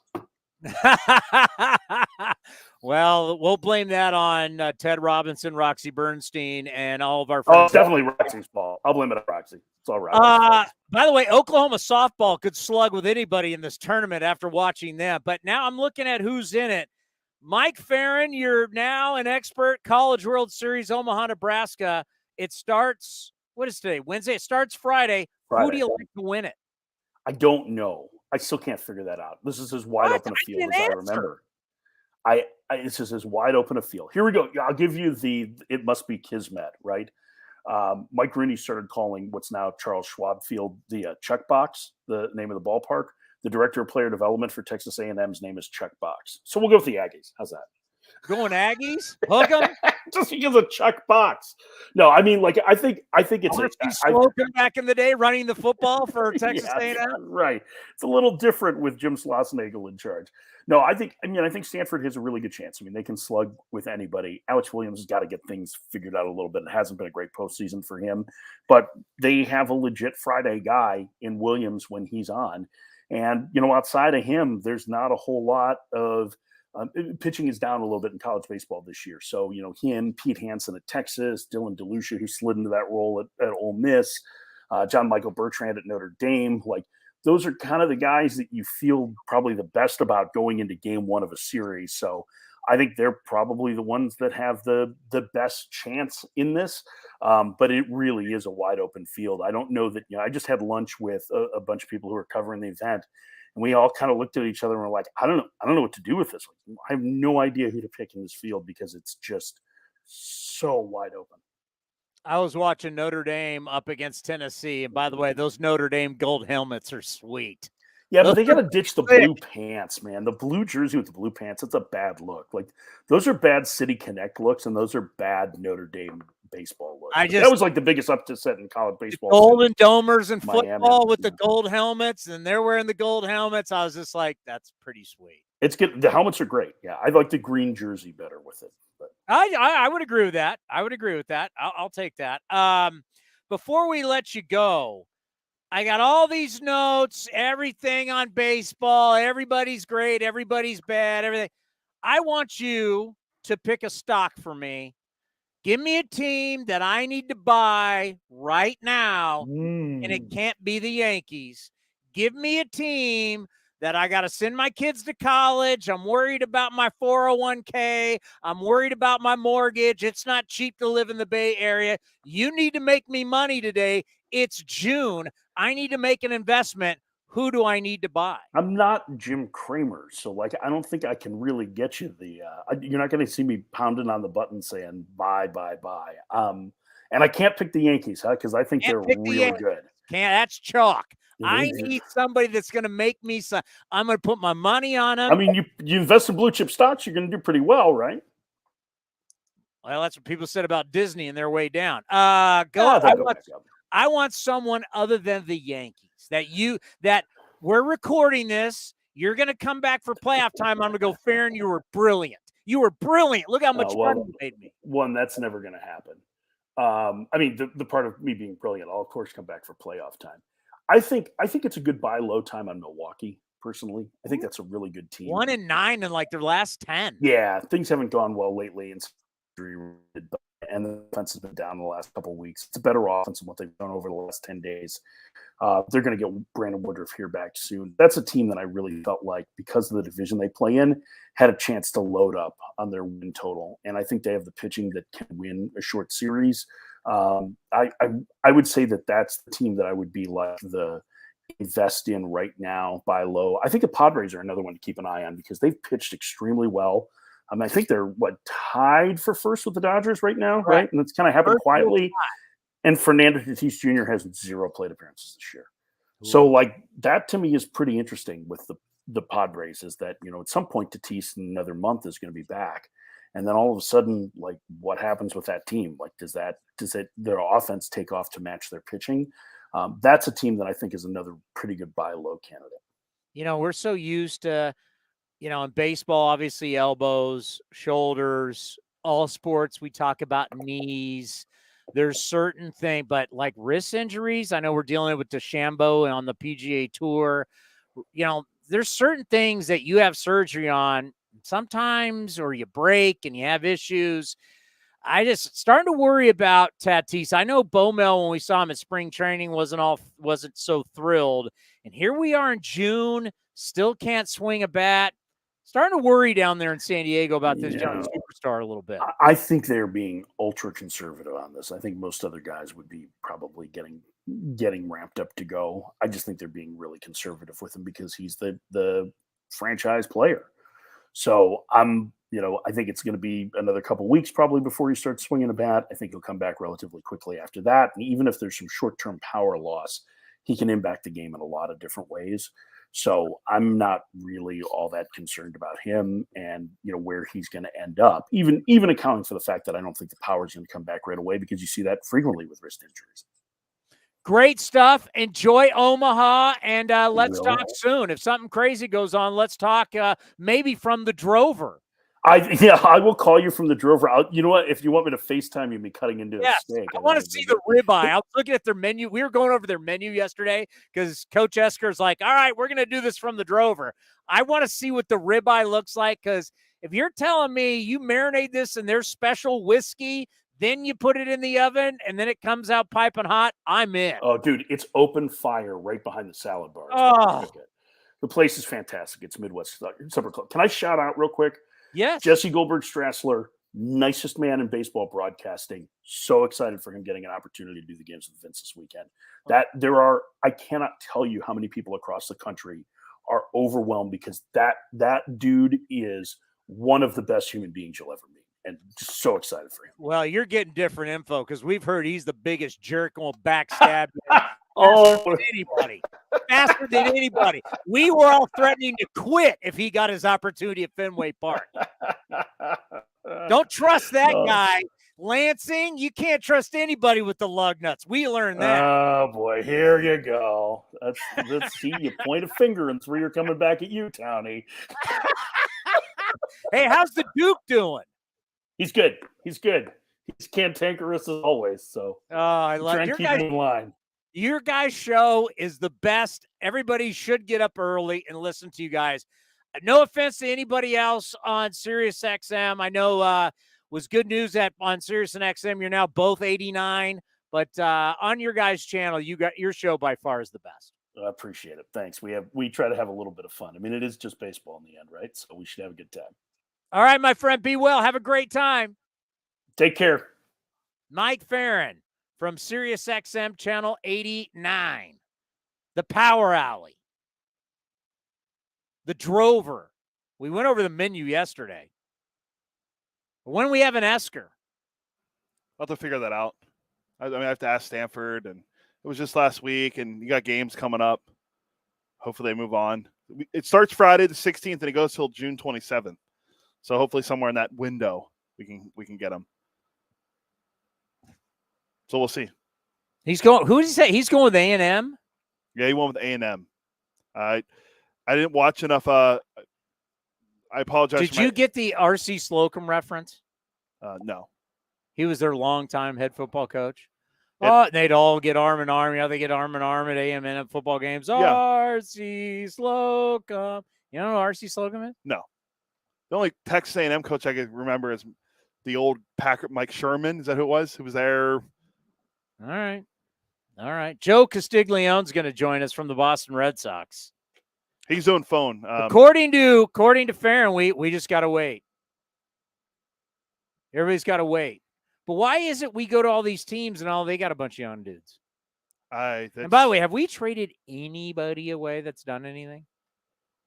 I haven't looked at his stats. Is Jonah Heim the best guy we've traded away? It might be. As of right now, how's old Jesus Luzardo doing? Oh, boy. 60-day IL for Jesus. I mean, have we traded anybody that's gone on to do anything?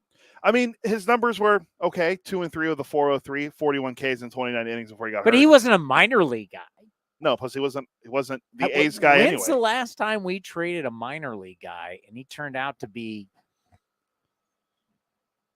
It wasn't a minor league guy. The last guy I can think of that the A's let go because he couldn't do anything and turned out to be a decent player, Max Muncie, maybe. Is there anyone else? That's a fluke. Muncie couldn't hit here. By the way, he can't hit now. Unless you intentionally walk the guy in front of him, then he hits. I mean, who have we traded? I'm trying to think of who's in some. And where's that? We got. And when's the last time one said, we got Oakland's top prospect? When's the last time someone said that? Yeah. Well, no one's getting Soderstrom. He's the top guy right now. But when's the last time we had a top like you forget Matt Olson was drafted 10 years ago. 10 years ago. That was a long time. How long ago was it? Was it for Chapman? 9 or 8? Chapman, I want to say, was maybe 2014 is when he was drafted out of Fullerton. 2014. You know how many guys we've drafted since 2014? Let me just make sure. 2014, first round. It's 2022. Yeah, that was 8 years ago. Almost 8 years ago. Well, it would have been 8 years. It's usually in June. Our number one pick is playing quarterback for the Arizona Cardinals. True. Austin Beck was a first rounder. He just got promoted from Lansing to AA. How old is he? Austin Beck is... Because we had him on the field. He's a Boris guy. He's one of the Boris guys, right? I'm not sure his agent. Let's see. He is 23 years old. He was a Clemson guy, right? No, that's Logan Davidson. Logan Davidson. Which one was Austin Beck? Austin Beck was the sixth overall pick in 2017 out of high school. He's an outfielder. He's now moving up from Lansing to Midland. So far in the minors, he hit 247 at Lansing this year. And he's now 0 for 3 with 0 for 4, 3 strikeouts from Midland this first game. 247. He played in Vegas last year. 8 games, hit 150. We'll see. Yeah, I mean, at times like this is when you really want to see what's your system providing. What are the international guys providing? Poisson is not doing as well as everyone was hoped. That's one. Let's see. International guys. I can't even think of some international guys the A's have brought in over the last few years. And don't tell me Cespedes. That was 10 years ago. Cespedes was 10 years ago? 2012. So that's how long ago that was. Are you serious? Yeah. Like Geloff would be great, but he's day to day with that torn shoulder labrum. Yeah, it's just, and then all these guys with the starters they got back in some of the deals are injured. They're banged up. Cespedes was 10 years ago. Where does time go? That's my whole. He's not even in the league anymore. That's my whole point about time. That's my whole point about. I don't know. Did you listen to the post-game show last night? I did not. Last night I brought up, it's like, I got, you hear people of pro ballpark against ballpark, blah, blah, blah. But I asked, how does Oakland win with losing all their teams? What do they win? What do they gain? What does Oakland gain by losing all their teams?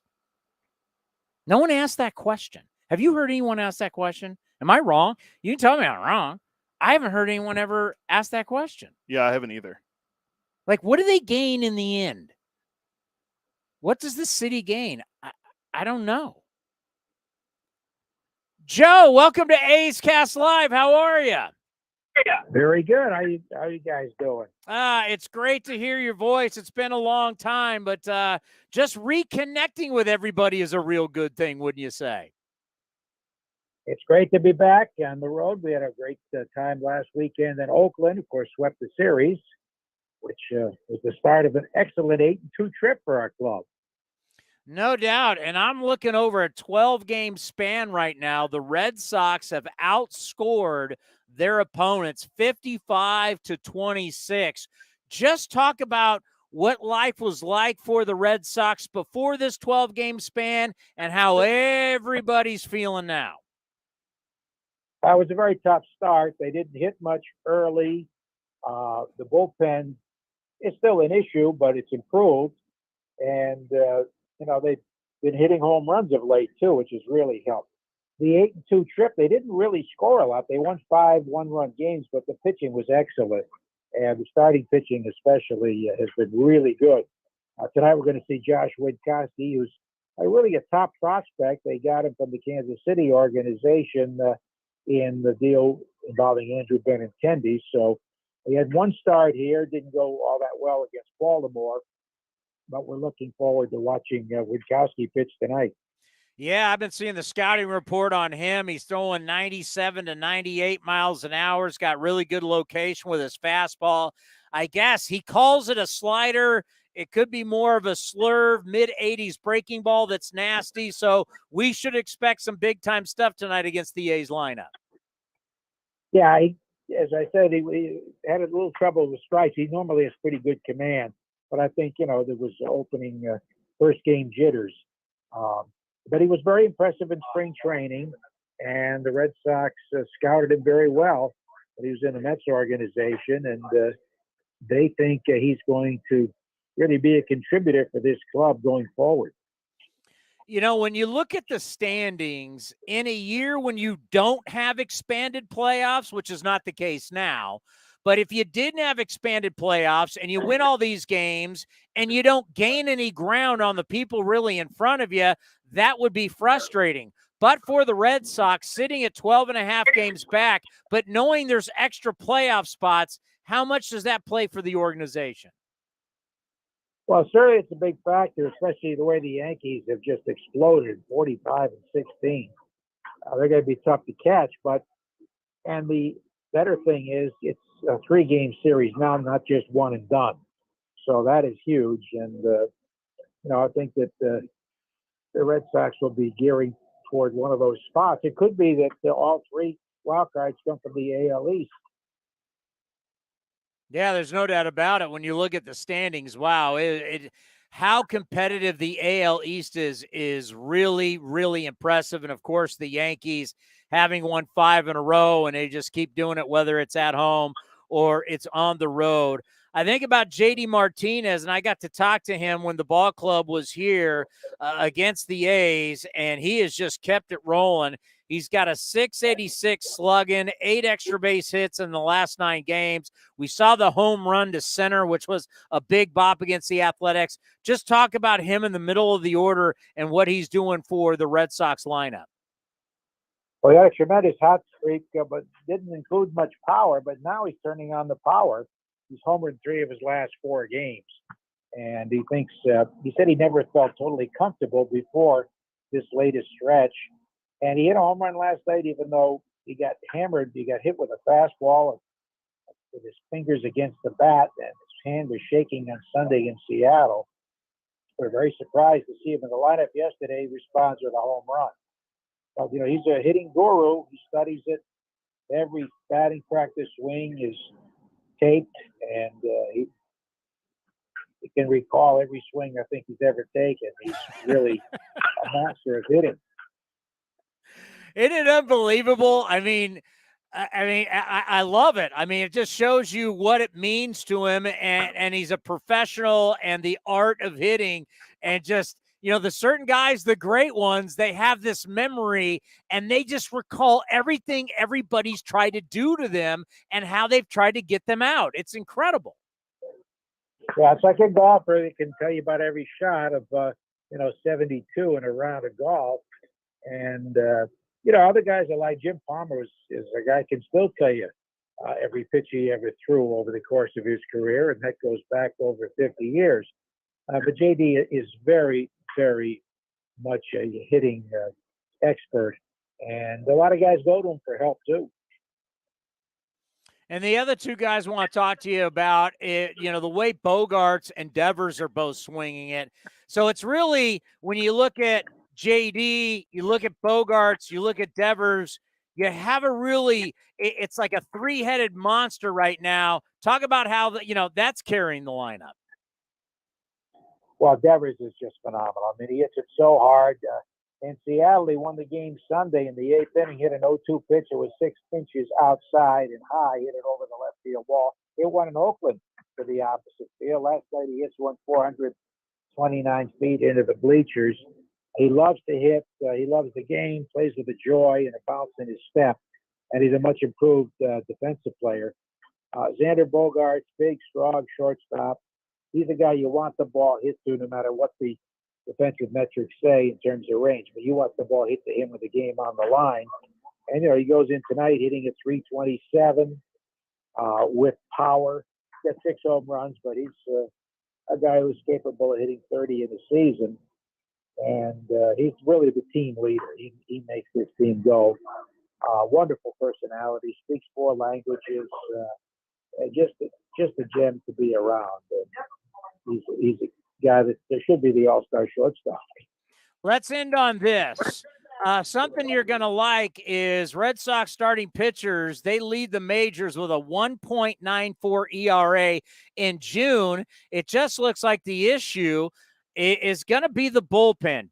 Is that where you see Chaim Bloom going out, trying to really help this team at the deadline, will be with the bullpen if they're going to make a run at the playoffs? Yeah, we would hope so. They did add Diekman in the offseason and Matt Strom. Strom's been pretty good, a couple of tough outings lately, but I think that Tanner Houck is transforming into a closer from a guy who pitched multiple relief innings now into a closing role. He had a couple of saves on the trip, and he's not been designated as a closer, but he's the closest thing the Red Sox have to it right now. Well, we appreciate the time before the game tonight. Awesome stuff. Have a great call, and we'll talk to you later in the season. Okay, thanks very much. Legendary voice of the Boston Red Sox. Yeah, how about that? You're starting pitching. We're already halfway through the month, and starting pitching has a 1.94 ERA. That's that's lights out. Well, their biggest flaw, as you mentioned, their bullpen has been bad. I mean, Hansel Robles has 4 blown saves. When I looked the other day, they were in the top 3 in blown saves in baseball. Phillies. Well, their bullpen's always bad. Phillies. I mean, you like to look at certain teams. It's like if you're going to be in a bullpen world and you don't have a good bullpen, I mean, it's demoralizing to play well for what? 5, 6, maybe 7 innings, and then you bring all these guys in, and one after another, they just blow it. Yeah, and it's funny because you mentioned yesterday you talked about you want to talk about starting pitchers or running backs kind of thing. So I went back and looked this morning. Do you know what the average start for a major league starter is right now? A starting pitcher? No, why do you want to do this to me? It actually went up from before when we talked. It's about 5 1/3. It was 5.10 or something like that. I think there is a old school. That's why I mentioned putting the committee together to help change things. Has to be people that are, if you're 50 or older, you're not allowed to be a part of it. Because there's too much ingrained that's bad business. And if you and I went and did the top 3 players of every organization, all right, if we just said, okay, who are the best players, top 3 players of every organization, and we did like the average age of those players when they made their debut, what do you think it'd be? But Farron's an old school baseball guy. He believes, the biggest John, there's always that, the old school way. It's these guys got to sit in the minor league, And then I know I'm right when it comes to contracts. They do not want to give 30-plus-year-old guys long contracts. It's true. They want short contracts. They want to use you. They don't want you long term. The best case in example we just talked about the last 2 days. How's that Strasburg and Rendon deals working out for the Nats and the Angels? Freddie Freeman won the World Series with the Braves. And they moved on for a guy that's 4 years younger. Yeah, they really out Matt Olson because of his age. So let's stick with them for a second. If you take the top 3 guys from their team right now, 4, I'll throw in Austin Riley too. Oh my God, those guys all made their debuts in that 19. Yeah, say it'd be him, it'd be Riley, Acuna, Ozzie Albies, and let's throw Dansby Swanson in there. I mean, they got a lot of starting pitchers that are young too. But those guys, their average age would have been around 20, 21 when they debuted. Let's see. How old was Jose Canseco when he made his debut? 20. We got anybody 20? No. Do we have anyone close to being 20? No. I'm going to go to Soderstrom, but he's in high A Lansing. Ricky Henderson, 20. It's pretty good. Austin Riley was 22. He's now 25. So he still debuted in his early 20s. And I'll look at Dansby Swanson because we already went over Ronald Acuna Jr. and Ozzie Albies earlier. Dansby Swanson, when he debuted, was 22 as well. Remember, number 1 overall pick in the draft from Vanderbilt traded for Shelby Miller from the Diamondbacks by Dave Stewart to the Braves for Shelby Miller. Debuted at the age of 22. He's now 28. He's a dark horse potential top 5 MVP guy. Mark McGuire, college guy, USC, 21. 22. And I want to go to one more guy who, God, he spent. Who else played on that team with him? There were 2 guys. One guy's in it. Will Clark had to be. He was right. Will Clark played like a day in the minor leagues. The Thrill. By the way, Will Clark and Mark McGuire, hard to believe, their wars are very similar. Will the Thrill was up at 22. Different. Well, you know what the argument will be. But it's not different. It's not different because we got a bunch of dudes we've just proven right now on a bunch of teams are coming up in their early 20s. Here's a guy. This guy can never stay healthy, but when he does, the team's really good. Take a look at Twin center fielder Byron Buxton. How old? The number 2 overall pick in the draft in 2012. He debuted at the age of 21. He was a high school kid, but still. I mean, he's now 28. Going to be 20. Give me a player, any player. Give me the best player on a team, and let's look him up. Joey Votto. He's a little older. That's a bad example. I don't know. Let's look Miguel it up. Cabrera. I think Cabrera's, 19 or 20? I don't think Joey Votto's would be 26. Joey Votto came up at 23 years old. Yeah. Here, I can look up. I think Cabrera was 19, right? Oh, yeah. With the playing in the outfield for the Fish. Cabrera, when he debuted, 20. A young, just turned 20. So that's another guy. There's another one. I want to look at Yelich. I'm just looking at it. If we went around that, Yelich at 21. Mookie Betts, 21.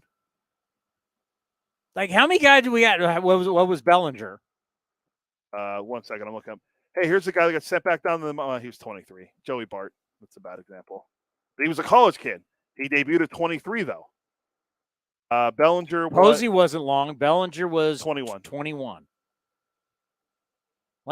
The more we start to do this, do they start to become less outliers? We're also looking at the best of the best, too. Posey was 22. Well, also, how long is your career going to be? How long is your career going to be? And how long can you just rely on, let's face it, if we went to 2012, 2013, Cespedes was a random get. Donaldson was a random thing. I mean, Donaldson was the fourth guy of a trade who spent forever in the minor leagues and just blossomed out of nowhere. I mean, how often can he count on that? Not often. How old's Langoliers? Langoliers is 24. He'll be 25 in November. He's 25. He was a college kid drafted a year after Joey Bart was drafted. It was him and Adley Rutschman. Rutschman made his debut already. He was a college kid, too. Now, he was number 1 overall pick in the draft. He was a 1-1. But still, looks like, what is Rutschman? Rutschman's 20. Adley Rutschman, I think, is 22 now, maybe 23. Never mind. He's 24. So there's your outlier. 24. I mean, what really is young? How long are we waiting? Carlos Correa, when he debuted, was 20. Now, once again, you could say all these guys are an outlier, and I get what an outlier is, but the more we bring up, they become the more the numbers grow of, wait a minute, we went to the roster, took everybody's best players on every roster. Altuve was 21 playing for an awful Astros. 21, 20, 21, 22. We're starting to see, Bregman. Give me Bregman. He's a college guy. College guy out of LSU. Bregman coming up at 26. Bregman was 22. 22. How many teams do we got to do this with before we start saying this outlier group is actually becoming bigger? How old was Sonny Gray when he debuted? Let's take a look. Sonny Gray debuted at age 23. Okay. So that's 23. Yeah, that's how old's Langoliers? 24. And Pache's 23? Yeah, Pache came up at what, 22? He might have been 21, to be honest. I think he debuted in the 2020 season, so he might have been 21. I could be wrong, but I'm pretty confident that that's when he debuted, 2020. Just going to check here. Christian Pache came up at 21. Yeah, 2022. He's been up. He's been playing in the big league since 2020. Yeah. How many played what? 2 games? 2 games. He was in 22 4 games plate last appearances. year. 4 plate appearances. But he came up. He had, so this whole, I would actually love to get into this more if we had like a long forum to have guys, because we now know where Farron stands. Like this whole, the biggest jump to here and the biggest jump is here. But we're finding, as we just do the research, we're finding more dudes coming up a lot earlier than I think people think. You know, this would be good to do it with. We should do it with our minor league broadcasters. Do something along with it, because they're around all these guys. They would know. Yeah, like Jesse and Alex, Bob Hards, Russ Langer of Vegas. Is a professional athlete young at 25? Now that we've degraded guys in their 30s. Yeah, I agree with that. Would you agree with that? I think old school baseball would disagree with that, but I think newer school people would tell you, yes, we have degraded guys that are in their 30s, especially once they hit. We look at Elvis like he's ancient at 33. That's my whole point. He also debuted at 20. But that's my whole point about guys in their 20s knowing that. Did Farron disagree with this about guys in their 30s? I disagree with that. I think when I said, hey, we look down on guys in their 30s. He said later 30s. So he was later 30s. We're looking at Elvis as an old man at 33. At 32 years old, well, it makes me feel old. I mean, let's be honest. Freddie Freeman was kicked to the curb. If you really look at the negotiations, Freddie Freeman, they found an option that they could replace Freddie Freeman, an all-time Braves great. They could do it. They snatched it, and they moved on as fast as they could because in the end, the Braves really didn't want to sign him at 32 years old. Safe to say, I wasn't there, but just from the outside looking in, if they could get out of having to pay him well into his 30s, but the first part of that contract, he's 32. Obviously, as a free agent, he's not signing a 2-3 year deal. We do not want to sign anybody once they get into their 30s to more of a long-term deal. So if that's the case, I got to get them in their 20s. But if you're now telling me, well, we got to let them season in their 20s, how long do I got these guys for? Yeah, I'm trying to place a guy that's in the last, let's see, 20, no, not 20. The last like 5 or 6 years in the A's organization, that was a higher echelon prospect that debuted. How old was? Did we look up to see how old Chapman was when he debuted? We looked when he was drafted.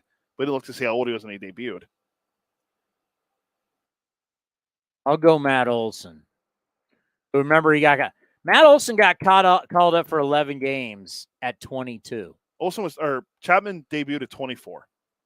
That's kind of late for a guy that was supposed to be Captain America. And he was a college guy. Yeah. So that was late. That's a late one. Because all these other guys that we're looking at supposed to be greats are coming up before 24. Sean Murphy, 24. So you get 24, 25, 26, 27. You get 5 years. They start turning 30, and you're moving on. Oh, I believe in the same draft, Will Smith was in there, the catcher from the Dodgers. No, he was 24 when he debuted too. I'm just looking at guys in that same draft. I think him and Murph were the two guys in the 2017 draft, like the catchers that were linked. And I know Murphy had an injury at Wright State that held him back, but still, I mean, look at a lot of the Dodgers guys.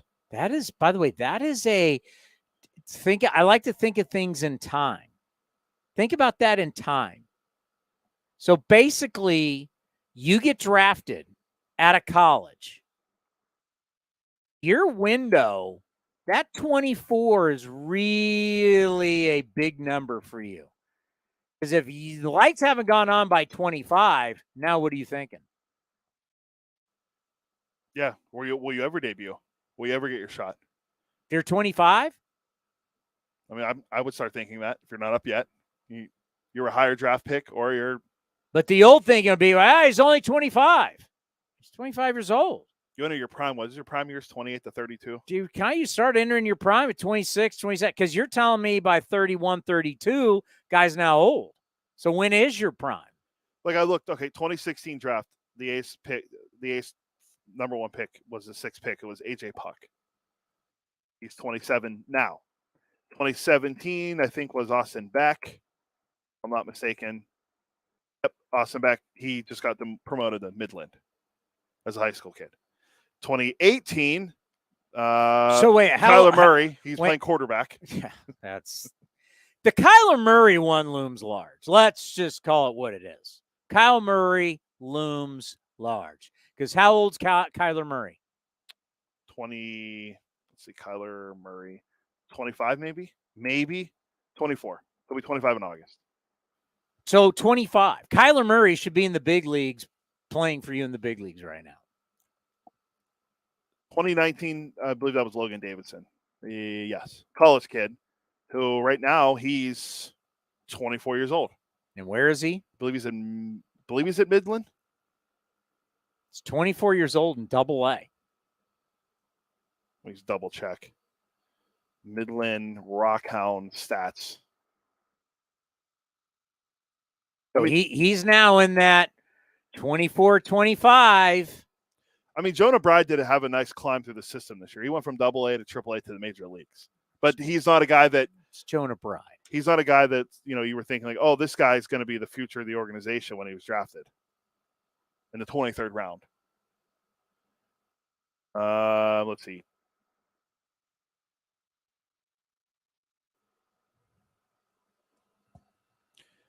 Still loading. Whereas Logan Davidson's played in 48 games in Midland. He's hitting .247 with 8 home runs and 31 RBI. At 24 years old. Yeah, correct. When does he turn 25? I believe, let me see. I thought it was this summer, but. This summer he turns 25? Let me just double check. December. So end of the year. So he'll be 25 going into next year. I mean, about to be 26. I mean, see the ranges, see where ages and time really play. Like Zach Geloff is 22. He should be, I know he's hurt now, but he should not be far off from making his debut. Yeah, you would think if he wasn't hurt, maybe end of the year. I don't understand this. We got to leave guys and season guys. I don't. He also, remember, he was playing at AAA last year after he got drafted. He played in the minor, we watched him play in San Jose against the San Jose Giants with Stockton. Then he got promoted the last week to play in Vegas. So they clearly the organization values his bat. My whole point is, though, how long? How long do you get? How long do you need? Oh, the jump this, the jump that. I mean, I get it. It's hard. It's the highest level in the world to play. I get it. It's hard. But, you need the right players to win. I'll tell you what, it's harder to earn a living as a golfer than it is a Major League Baseball player. You think there's guys that have come out as they get older, they'll survive on tour, but the guys that are making the big money and the guys that are winning the majority of the tournaments, they weren't coming on tour for the first time at 26 years old. The top dogs come out early and they're players. Wasn't Tiger 18 or 19? Tiger could have played coming out of high school. Tiger spent 1 year. 1 year. Phil won a PGA Tour event while at Arizona State. So Melissa, come on. Melissa mentioned this yesterday. Keep an eye on Garrett Acton because he throws, high 90s. How old? He just turned 24 today. Happy birthday, Garrett Acton. Then he's right about that age. Yeah. He'll probably, if he comes up later this year, which Melissa said, he's just got promoted to Vegas. Happy birthday, Garrett Acton, left-handed reliever or right-handed reliever. Bats left, throwing 98. We'll probably see him. You would hope. Let's just look at some Yankees because I know you're such a big Yankee fan. You're a Yankee honk, so I got to take care of your I believe Yankees. Aaron Judge was a little older when he debuted, though. Giancarlo was 20. Well, that was with the Marlins. 20. How old was Aaron Judge? 24. That's kind of old. Yeah. Well, he was also a college guy. Yeah, but that's kind of old because he wasn't a top pick. Well, what pick? He was a first runner. What, late pick? First round, 32nd. So it was a supplemental guy. Drafted by who in the 2010 draft out of high school? Drafted by the A's. The A's in the 31st round. Obviously, he didn't sign. And now he might be a guy that gets. It would be one thing, too, if we'd had a bunch of dudes that had been traded and they've gone on to play. Like, oh, my God, what did we trade for Marte? Luzardo. And? Wasn't it just Luzardo straight up? No, I think there was more than that. I thought it was just Luzardo. I'm pretty sure it was just Luzardo. It was straight up? Danger Jesus Luzardo, 1-for-1. It's not, we haven't traded guys that have gone on to do anything. And the guys that we have lately. There's one guy that has. It's Jonah Heim. Jonah Heim. And he wasn't. I made that joke, and everybody kind of went, well, Jonah Heim's hitting. I don't even think he's. Big Murph's hitting 201. Jonah Heim also wasn't our guy either. He was drafted by the Orioles. So compare the two numbers. Murph's hitting 201. 250 for Jonah. Jonah Heim. I believe they would have. They get 7 home runs. What do you got? 7 home runs. Yep. All right, I got to go the full stats here. Let's go OPS. Murph's got a 665. 757. But he hits the ball hard. Remember that. Jonah Heim's also 26. Going to be 27 in a few days. So he's younger. Yeah. Well, he'll be 27 the end of the month. Yeah, he's younger. Murph's already 27. Yeah. And Murph he'll be 28 in October. It's just pointing out when you look at how organizations work, draft picks, international signings, guys coming through your system, going through a pivot, going through a rebuild, restructure, whatever. How do you view it? What do you have in the system? And I thought Mike asked a very fair question. Well, who have you traded away to be good all these years? And I'm like, who? Yeah, there's not many. Who was the big, you're giving away your number one prospect? It was probably Luzardo. He wasn't a prospect anymore. I know, but if you're talking about a guy like, I can't believe you're getting rid of him. Part of the problem is really your number one prospect, the highest pick you had in the draft in a long time was who? Kyler Murray? No. Austin Beck was him and Puck were both 6 and 7. And Murray was 10? 10, yeah. And when was that? 2018. When was Beck? 17. Puck was 16. So Austin Beck better be coming up pretty quick. He just got promoted to Double-A at 23. 23. Double-A in 23. Yeah. He should be. If we're going by all these other teams, right? Yeah, as a high school kid, he should be ready to go. But Kyle Murray was a college kid. Kyle Murray was a 10th pick in the draft, college kid. One more guy before we go, because we have to go. Michael Harris is playing for the Braves. No, the guy that was brought up, right? Yeah. Isn't he the second? Yeah, 3rd round pick. He debuted at 21. Drafted out of high school. How many Atlanta Braves players, a team that just won the World Series, all debuted 22 or younger for the Braves, including Pache? Him, Pache, Acuna, Albies. Riley was I think Riley might have been 20. We went through at 23. Swanson was 24. But a lot of the guys have been debuted early. Ian Anderson, one of their pitchers, was, I think, younger. Kyle Wright is younger. Bryce Wilson, who's now a Pirate, but he debuted young. Like they do a really good job of drafting and developing. Clearly. Yeah. Freddie Freeman. Let's just do Freeman real quick. Freddie Freeman, this is different, obviously different GM. Freddie Freeman debuted at the age of, wait for it, 20.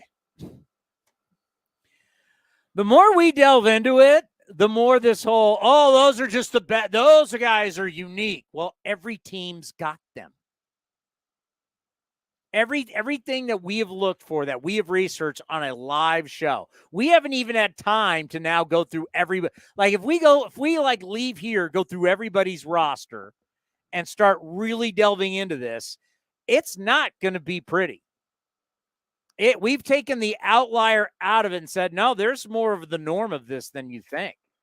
One more guy. Sorry. Kyle Lewis is 26. He was a Golden Spikes winner out of Mercer College when he got drafted in 2016 for the Mariners. He's 20. He debuted at the age of 24. So still not bad. Golden Spikes winner. What about the other kid, Rodriguez, who they got now? Oh, he's 20. He's 20. Or maybe might be 21.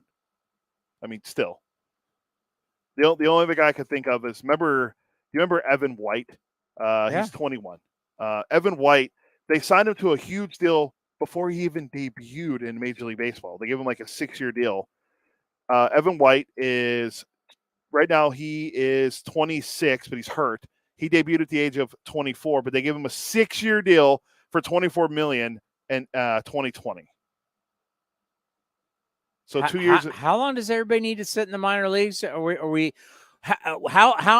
going to sell this? How long is everybody supposed to sit down there? I mean, everyone develops differently, but not really sure. But we gotta go. A's Total Access coming up in 5 minutes. I'm ready to keep talking about this. Well, maybe we can talk about it on the field on Friday. So we're back at the Coliseum.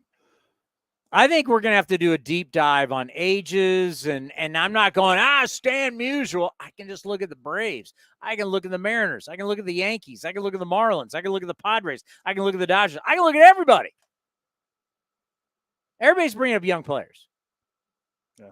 Or, and there's teams that, like the White Sox, if we traded away all their top guys. How does Houston keep finding these guys? They're supposed to have a terrible farm system. They keep finding these guys. They keep bringing up young pitchers. Yeah, remember 2020? They had like 100 guys debut. We'll get more into this on Friday. Thank you for listening to A's Cast Live. We want to thank Martin Gallegos. We want to thank Mike Farron from Omaha, Nebraska, and Joe Castiglione from the Boston Red Sox, all joining us on A's Cast Live. We'll be back in a few minutes with A's Total Access, brought to you by Chevron. The Coliseum has gone by many names, but none better than the Last Dive Bar. Hi, everyone. Ken Korak here, and my